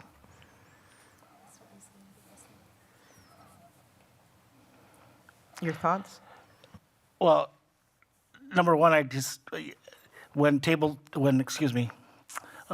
the coffee one came out, as a board member, I certainly know a difference, but as a constituent, I think there might be some confusion, perhaps. And if we throw another thing out there, I'm just, people, I don't know. I don't want to be too problematic about it, but I think they're all good ideas, but is there a way to capture in one central meeting what we're trying to do and not confuse? I mean, if Monica's got her date set, I don't know, I don't know. I don't know that answer. I'm just talking out loud. Yeah, and I understand what you're saying, Board Member Hankins. I don't want to impose on what the administration is already doing, and this gives our constituents an opportunity to have conversations with the board members and administration in a more casual setting.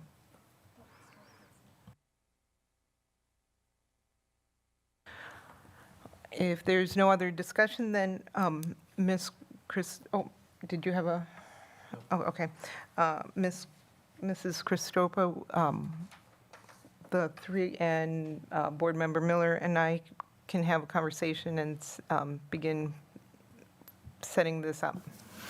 Yeah, and I think another added benefit to think about it does show collaboration and cohesion between the board and administration by having both at the table at the same time. Might be an added benefit. Thank you so much. Our next agenda item, the strategic plan. The 2022-25 School District of Beloit Strategic Plan is nearing the end of its timeline. To prepare for the creation of a new strategic plan, the board will discuss formation of the next strategic plan committee. Our Ms. Miller had referenced the previous strategic plan committee. Are there any thoughts or discussion on how we want to go about selecting members for this strategic plan, the next strategic plan committee? Board Member Miller? Sure. I do have a thought, but may I ask a question first? When we did the last one, we had like a consultant. We worked with our superintendent, and I'm not saying we have to get a consultant. That's how we started with, right? So I'm just, before we get into like how we want to recruit people, could we hear a little bit from our administration, sort of like what their process is that they're envisioning? And that way, like that might help us think about like the timing and mechanisms by which we bring people in. Oh, certainly. And, yeah, and it would be nice to be able to say, yeah, let's get a consultant, but right now, I think we can manage without that No, extra I'm not suggesting that cost. we do. I'm just like, that was just so, like, we Okay. started this thing, we kind of, it was a really good process, and I feel like we've done the process, and hopefully we can build from it. I'm not saying we need to just like start from scratch and reinvent the wheel, but good point, thank you. Okay. Amy Levy? Thank you. If I'm remembering correctly, I believe that there was a window where community members could self-nominate.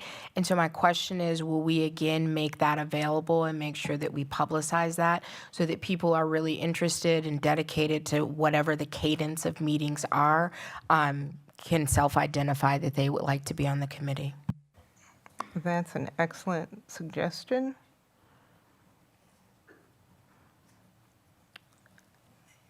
Anyone else?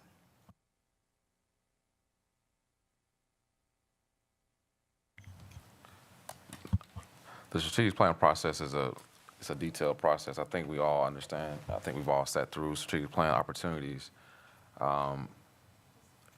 Typically these take about six or more months to complete. I would suggest a November start, well, probably earlier than that if we can. There's different ways to write a strategic plan. And so I know the last time you all did one, you all had a consultant to help you all through that process. However, we, as I understand it, as a school district, did a lot of the process as it pertains to the writing and the formatting and putting it all together. I think, if you have the right people in place, it all makes a lot of sense. However, that's just more that the district has to take on if we don't have the right, time and the right space to kind of pull this off. So I would just highly suggest us really, honing in on, of course, a time frame for this. I'm more than willing to assist and help with the time frame. However, the board has to also play a heavy role in, of course, the strategic plan. Hiring a superintendent, laying out a strategic plan is one of the, two very important processes the board has to undertake. There's going to be a lot of different ideas. Personally, I like a plan on the page, personally. I'm putting it on the table right now. Moving forward, one document that can capture what we're looking for, that everyone can, move around the district. I think that'll be very important to, just to think about. However, it takes a lot to kind of make that happen because there's going to be so many different opinions around what we want to see happen in this next strategic plan. So I'm kindly stating that we definitely need to, start thinking about this earlier than later, which we are now. Community involvement, of course, there's a policy. I'm not sure how you all did it last time, but community involvement comes with, putting it out to the community who wants to come. It's just it's a big process. So I just want to put my thoughts there, but I am in favor of, let's keeping the document as to a page as possible. Wonderful. Megan Miller?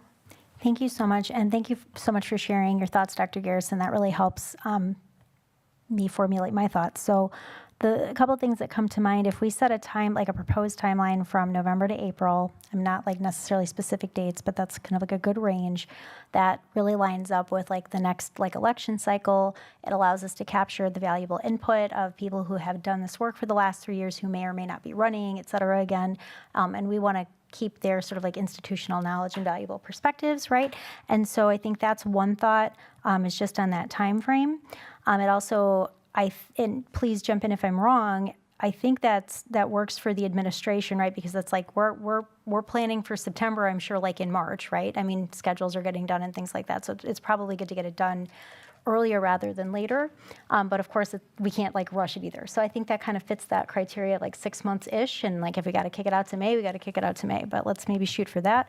I don't know if it's possible to engage the Portrait of a Graduate folks.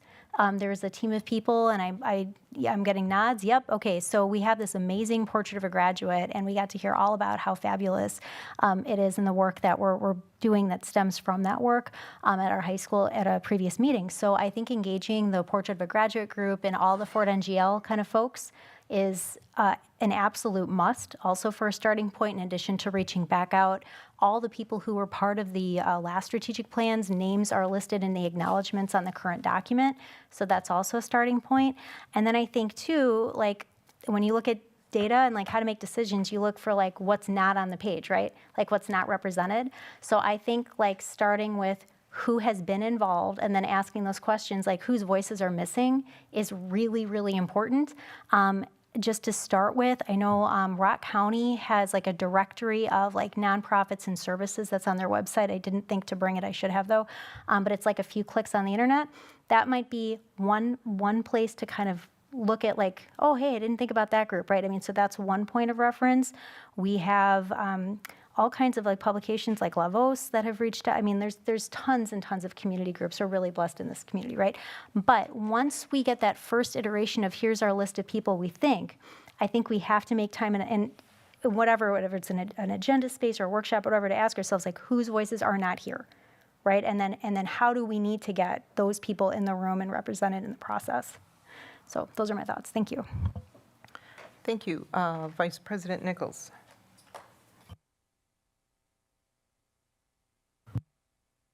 Well, obviously, I wasn't here and involved, and so how long did it take to write the strategic plan, the one that's out in effect right now? And, you know, how many meetings did you have? Are you asking me? Oh my gosh, it was Anybody who was involved last. It was a whole 2 years thing. ago. It was almost the whole year, and like we had like the board. We had like an entire. Was it a whole Saturday? I think, right? Like we had like a Saturday long workshop that was like most of the morning and into the early afternoon, just to kind of set the goals. Ms. Christophe, are you jumping in here? Okay. Well, and so, I mean, again, if we're happy with like our focus, like we just set goals, for example, and we kind of have our areas, unless anybody feels strongly that we need to change those broad focus points, I don't think we really necessarily need that depth of work again. I think where the depth of work is going to come in is like when we get that community situation. And I think there were like 3 or 4 like official, like big, huge in the Riverside room at the library, right? Like meetings where they were facilitated by this like person and in collaboration with our superintendent at the time.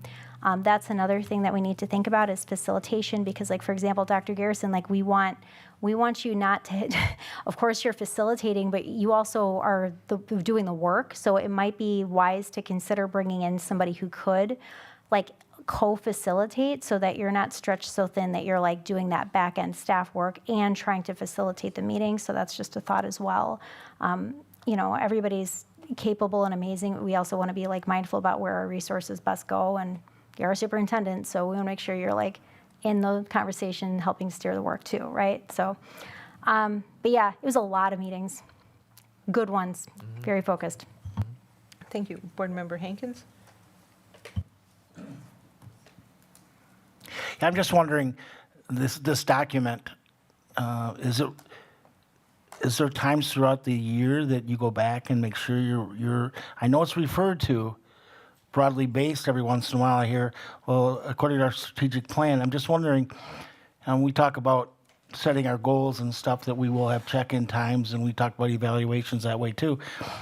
Are there certain time periods where this document is referred back to and make sure that we are lining up with the strategic plan that was set and all this huge amount of time was spent on?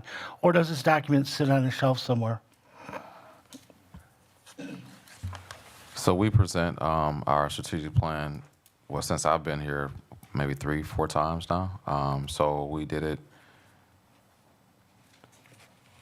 a year after I arrived. So we did a November of last year report, and then we did another one at the end of this fiscal year. So that's 2 times. My apologies. There's other times when we reported on the strategic plan outcomes, but not in a more formal perspective. Typically, school districts report on a strategic plan twice a year. So that's typically what strategic plans do. However, you know, the board could always say we want to update on the strategic plan or kind of where we are, and we can, you know, bring a presentation to the conversation. I just think that what we have done here is, the strategic plan that we had in this previous I feel like it was looking more at the time, but some strategic plans should be more aspirational, looking more at the future, right? And so nothing against what happened with the strategic plan that we had now. It was coming out of COVID. There was a lot of things happening. I think it was right on time for what the district probably needed. I think, when we look at these next strategic plans, it'll be very important that we start thinking about where we really want to be as a school district. Because right now, I think that'll benefit us more being aspirational in our thought versus being reactionary to kind of where we are, sitting right now. Yeah, it kind of, I'm sorry. Oh, go ahead. It kind of leads right into my line of thinking that we want to have measurable goals. And in the strategic plan, can we look back now that we're coming to the end of it and say, how did we do? Give ourselves a report card on how did we do? Do we have check-ins periodically on this living document? Obviously, it's not like we don't change it during the 3 years that it's open. But I just think there's a lot of hard energy, I assume, that's being put into this goal, this strategic plan. And I just want to make sure that it's used. And so it's a timely thing. It's easy to say, yeah, we'll do that. But if it's a quarterly thing that we check in, or as the board president puts it on the agenda, whatever. I just think that's important. Thank you. Thank you, Board Member Hankins. Board Member Levy? Thank you. Just really briefly, I just want to appreciate the administration because if we're mindful of our agenda, there are several agenda items that will actually list the strategic plan goal that it's connected to. So those are those little check-ins that if we're not being mindful of, we might miss. So if you'll notice on agenda items, it'll say engagement or equity or culture and leadership or whole child is one that I see frequently, or finance. And those are those informal check-ins just to make sure that we're aligned with the work we're doing to the strategic plan we agreed upon. Thank you. Ms. Miller, is your hand up again? It is. I just want to honor what I've heard my colleagues say and kind of like bring that together. I mean, this is the vision, right? And I love, Dr. Garrison, that you hit right on that point. What we're really trying to do is like bring our community together, set the vision, like, where are we now and where can we go? Like, what can we become as a district, as a community? And like, that's really what we're asking people to invest in, whether it's through like voting on a referendum or volunteering for the district or staying involved and watching our fabulous board meetings or whatever it is. I mean, really, like, this should be visioning and vision setting. And I'm so excited. Sorry. I just think this is going to be a really great process, and I love what I'm hearing. Thank you. Okay. The next item on tonight's agenda is the DPI listening session for adequate funding, the 25-27 budget cycle. Board Member Miller? Get to talk so much tonight. Sorry for that, everybody. So, all right. So I came across my email, I don't know, about a week and a half ago or whenever I sent this out. I can't remember that. Because DPI is working already to make proposals to the Joint Finance Committee for the 25-27 biennial budget for the state. They're already starting to do listening sessions, and the first one that we were made aware of is Thursday.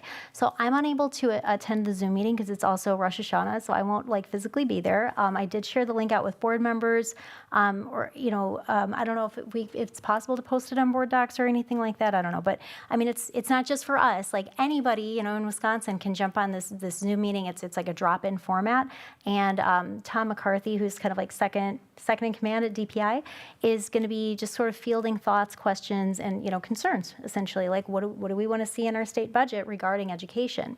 So I just wanted to be proactive. Beloit is uniquely impacted by the many ways in which how we fund education is problematic in Wisconsin. So I had put together just sort of a draft that tried to summarize the things that have come up recurring throughout our discussions. It was just intended to be like a starting point. Everybody, I sent this out to board members as like a view-only document and just said if anybody has thoughts, questions, or changes. A couple of people reached out to me directly, and I made some of those changes. So I don't know, does everybody have that in front of them? Or essentially, just sort of wrap this up, I'm just wondering if everybody's okay with what's stated on there. I'd be happy to like kind of knock together a letter and just with those points and say like, you know, Deputy Superintendent Tom McCarthy, thank you so much for having this listening session. Here are the points that the Beloit Board of Education would like to, you know, raise, and, you know, here's where you can reach us if you have any questions, kind of thing. And then, of course, again, and anybody's welcome to jump on.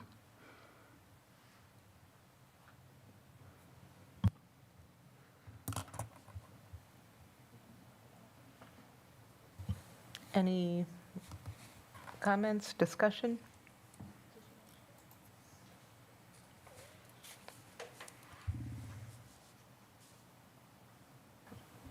Vice President Nichols, your microphone is on. Do you have a? Oh. Okay. Ms. Miller, are you looking for a motion or just a consensus? I don't want to ever speak on behalf of our board.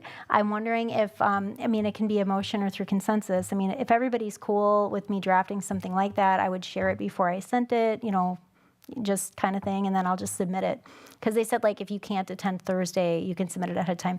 I'm sorry, I was so focused on the other agenda item, I should have thought, and Mr. Hankins just asked me to, like, what time and everything it was. Do you mind giving me, like, just a second? That way I can let our audience know where they can weigh in as well. I just got to find it in my email here. One sec.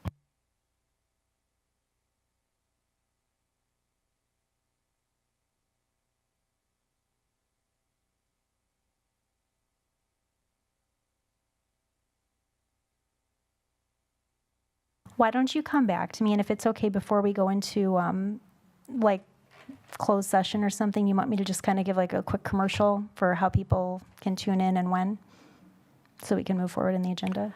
Sure. So Okay. Is everybody comfortable with Board Member Miller drafting a letter and getting it to us so we can read it before it moves on to the hearing? Okay. Okay, wonderful. Thank you. I did actually just find it really quick. I'm okay, sorry, go- and then I'll no, be go done. ahead. Thank you so much. Sorry, thanks again. Okay, so it's sponsored by Wisconsin Public Education Network, and it is called Drop-in Budget Input Session with Tom McCarthy, Deputy State Superintendent. And I'll forward this to Ms. Shope, and I think she could probably post it as like a PDF too to board docs if anybody would like information. Also, it's Googleable. But it is this Thursday, October 3rd. It's from 6:30 to 8 p.m. It is over Zoom. There's like a link where you can register, and it says the deadline to submit written comments is tomorrow, Wednesday. So I'm just gonna like do our little letter tonight, and show it to everybody and send it out. And it is open to, you know, the entire universe of Wisconsin. So I'm just trying to think. And Tom had asked me too, he just wrote me a little note and asked if we could gather here to watch or participate. I mean, so I'll just bring that up. I don't know if Board President Johnson, if you all want to get together, or like, that would be something we'd have to post probably sooner rather than later because it's for Thursday. So I don't know if that's doable or not, but I just wanted to involve Mr. Hankins' thoughts, but that's it. And I'll forward that to Ms. Shope now. Okay, thank you. Okay, then that brings us to the consent agenda. And I'm having problems seeing the minutes on my computer. I don't know if that's just specific to me.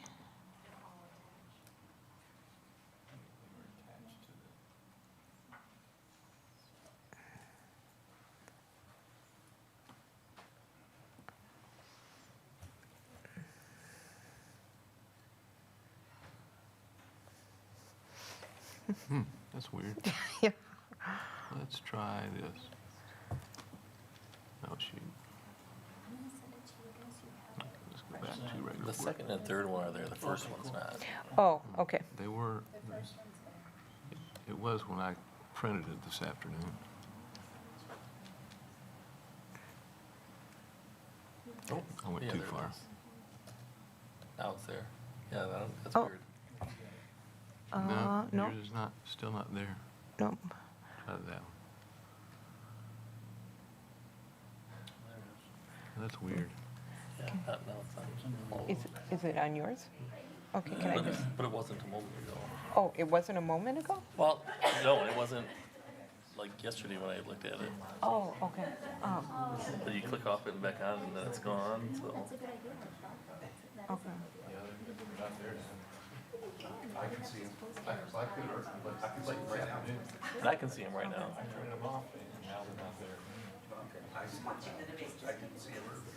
Okay. Okay, can I get an approval of the, I'm sorry, does anyone have any items on the consent agenda they would like to have removed? I would like item E removed. Okay, we have a request for item E removed. Any other items removed? Well, I have a question. It seems like some board members were able to see the minutes and some don't. Are we able to move forward with approval? Has everyone had a chance to review the minutes? Yeah, they're up now. There, I think there was a glitch in the system earlier today, and I'm not sure if that's why y'all don't see them. But when I'm looking at Mrs. No, this is just me talking. When I look at Mrs. Shope's computer, I do see the minutes. I just don't know what you all see. That's the issue. See, here's, like I said, this afternoon over there, I printed it. See here, it's not there. No, well, I said,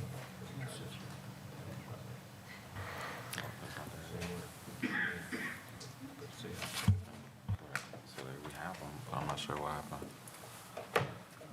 Is it? Excuse me, Mrs. Johnson.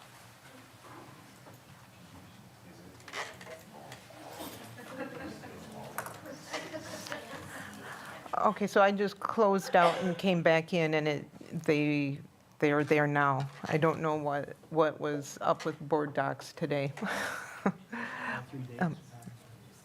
Okay.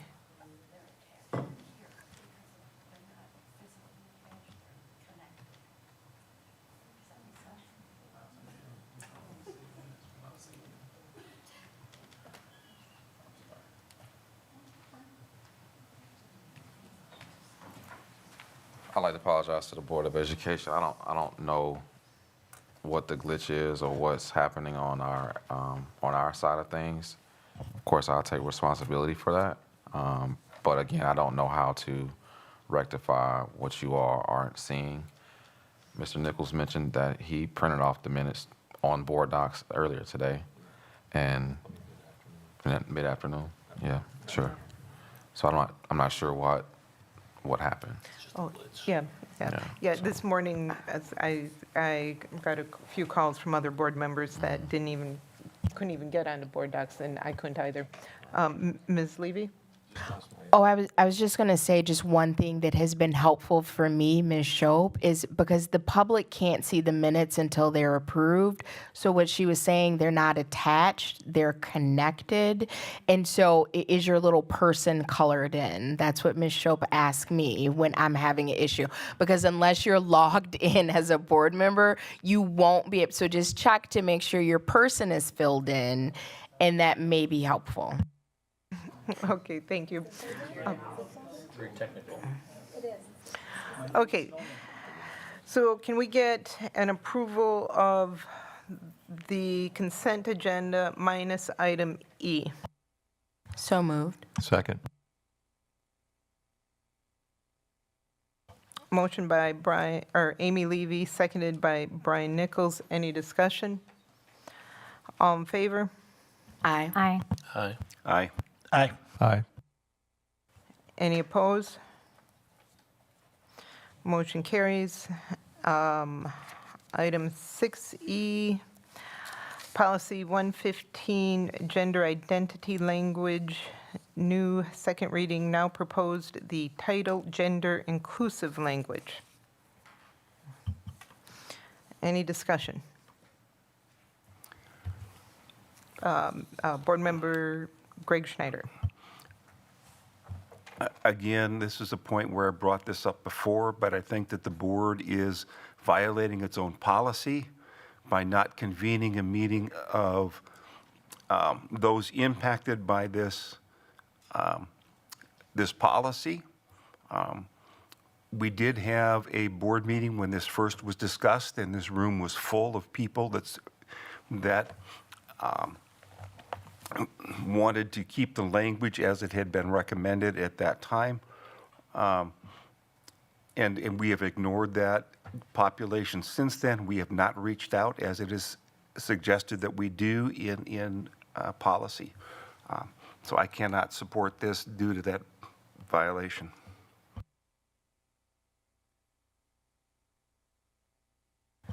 Any other comments? I move that we approve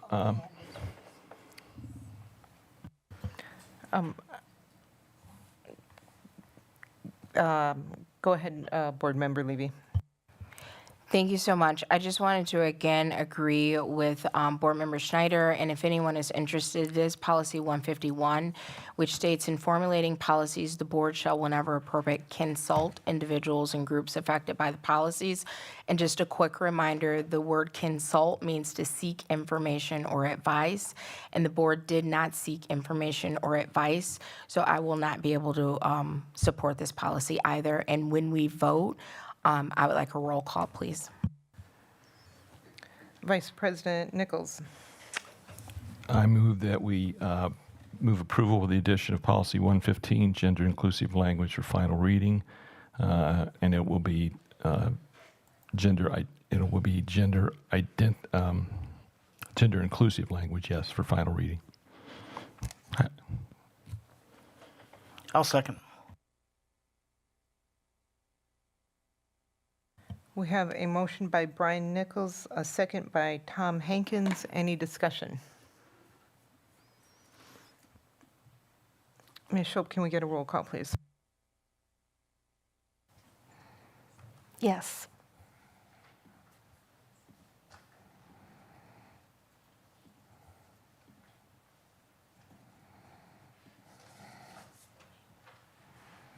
Craig Schneider, Nay.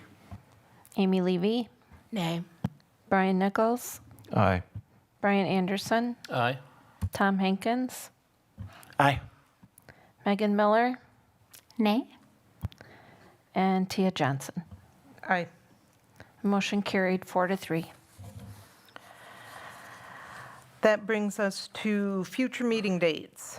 Our Policy Committee meets Wednesday, October 2nd at 5 p.m. Our Teaching Learning Equity Committee meets Tuesday, October 15th at 5 p.m. And our next regular board meeting is Tuesday, October 15th at 6 p.m. The next item is... Oh, I'm so sorry, Board President Johnson, my hand is raised. Has policy been changed to 5, or is it 5:30? It's 5:30. No, well, you just mentioned 5, so I just wanted to be clear. On the agenda, it does say 5:30. Thank you for that. Thank you for clarifying. 5:30. The Policy Committee meets Wednesday, October 2nd at 5:30. Our next item is Human Resources. Are there any open session questions regarding the Human Resources Exhibit A and Exhibit B? I have. Go ahead.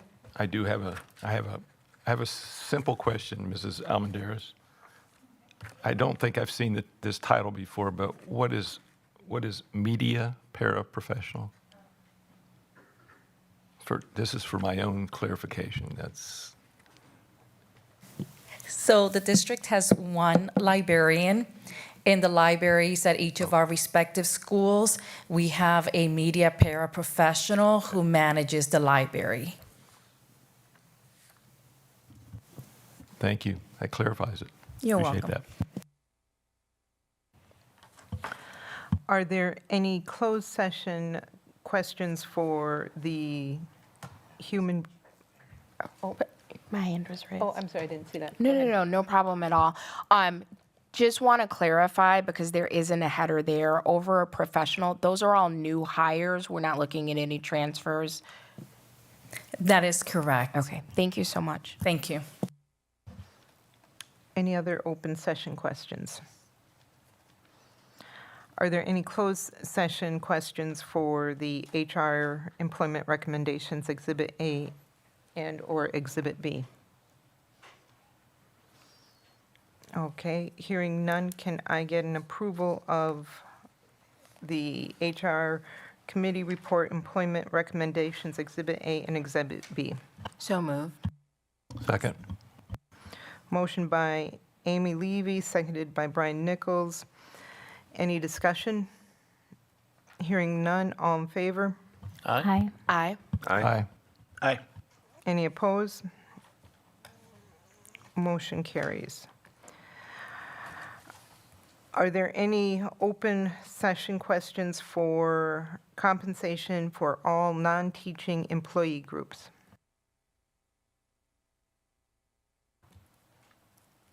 Are there any closed session questions for compensation for all non-teaching employee groups?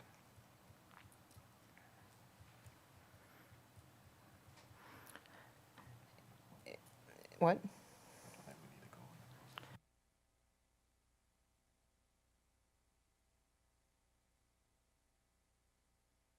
If, Ms. Miller?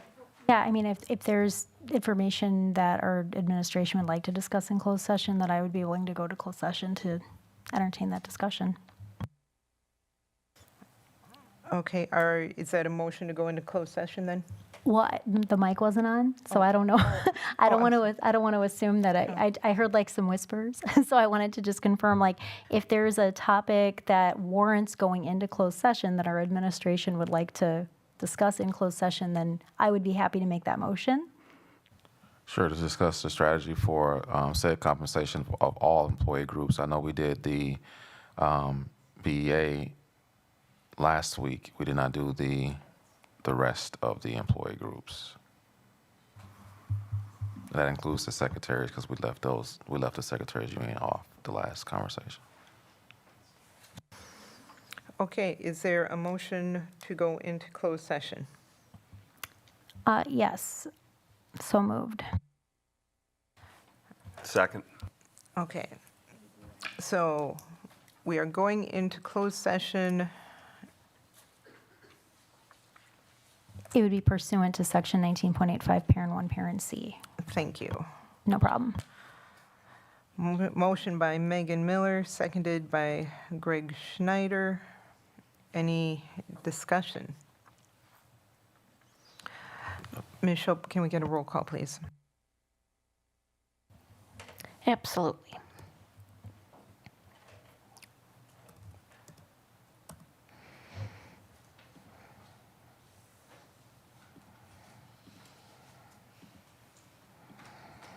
Megan Miller, Aye. Tom Hankins, Aye. Brian Anderson, Aye. Brian Nichols, Aye. Amy Levy, Aye. Greg Schneider, Aye. and Tia Johnson. Aye. The Board of Education may reconvene to public session in order to take any action, if necessary, on items discussed in closed session. Thank you.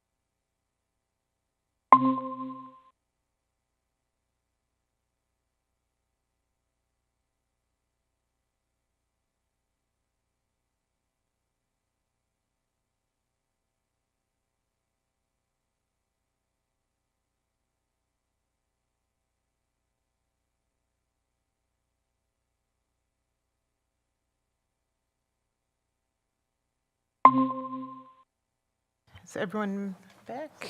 Yep. Okay. We have reconvened into open session. Can I get a motion for the compensation of all non-teaching employee groups, please? Thank you, Board President Johnson. I would like to move approval for a 2.21% increase for the 24-25 school year for all returning employees who are not represented by the BEA. Second.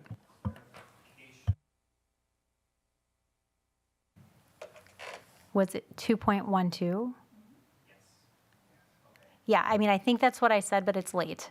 So we'll just, it's all good, no judgment. So move approval of 2.12, yes, percent increase for the 24-25 school year for all returning employees not represented by the BEA. Okay, I have a motion by Megan Miller, a second by Brian Nichols. Any discussion? Ms. Levy? Thank you so much. I would love to support this, but given our current budgetary constraints, I can't in good conscience approve raises at this time, so I'll be voting no. Thank you. Any other discussion? Hearing none. Ms. Shope, I'm sorry, Brian Anderson? No, okay. Ms. Shope, can we get a roll call, please? Yes. Megan Miller, Aye. Tom Hankins, Aye. Brian Anderson, Aye. Brian Nichols, Aye. Amy Levy, Nay. Greg Schneider, Aye. and Tia Johnson. Nay.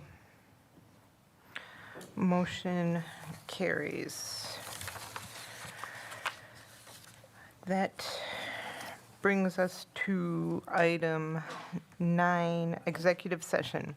A motion may be made and a vote taken to convene the Board of Education into closed session pursuant to Section 19.81, Parent 1, Parent C of the Wisconsin State Statutes relative to considering specific personnel recommendations. Is there a motion? Oh, I'm sorry, did I? You read the previous one, it would be relative to considering. It's a different statute. Pardon me. I typed that wrong. It should be relative to the superintendent eval and goal setting. You're right. So it's not a, Apologize. she'll have to give it to you, the language. That's on me.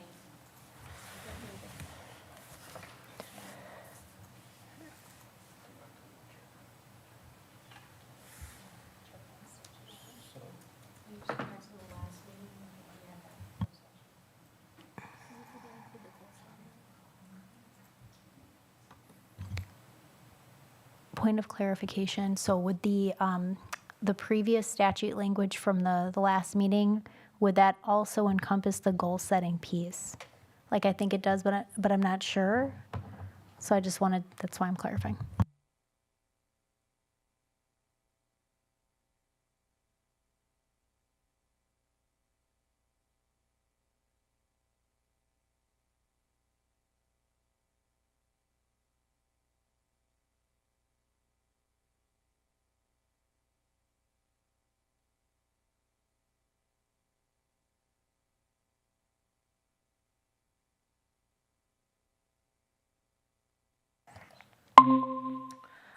Does, would everyone be in agreement that we remove the discussion of the superintendent goals this evening? It's getting later, and this would give him time to reflect on the goals that were approved earlier today, and we could just do that next board meeting? If anyone has any suggestions. No, I absolutely agree with that. And can we in executive content get an agenda of what we need to accomplish in that meeting? That would be really helpful. Thank you so much. Certainly.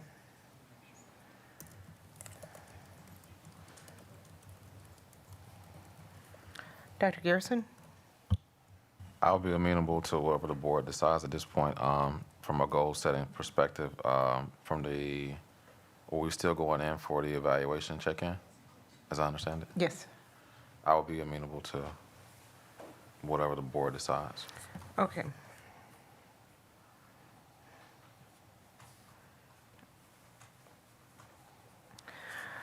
Okay, if no one, Ms. Miller? Oh, no, it's fine. I just totally happy to go into closed for the reasons. Just curious if, like, in the spirit of, like, time and focus, is what we're sharing in closed session, is that something that can be shared in executive content that can be revisited at the next meeting, or is there business that needs to be accomplished this evening?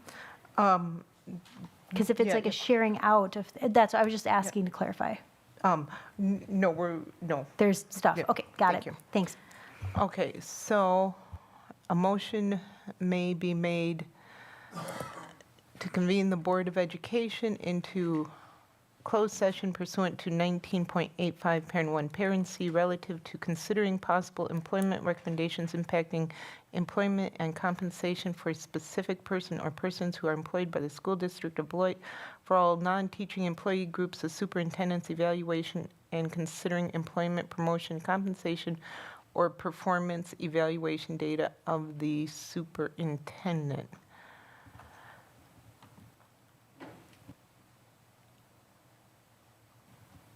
I think that covers that.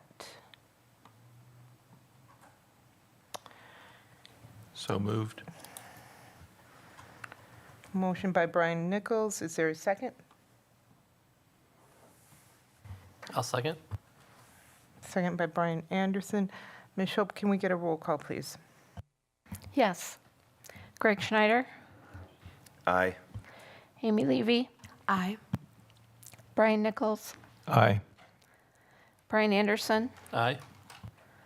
Tom Hankins, Aye. Megan Miller, Aye. and Tia Johnson. Aye. Motion carried. The Board of Education may reconvene into public session in order to take any action, if necessary, on items in closed session. If not, we will adjourn from closed session. Thank you.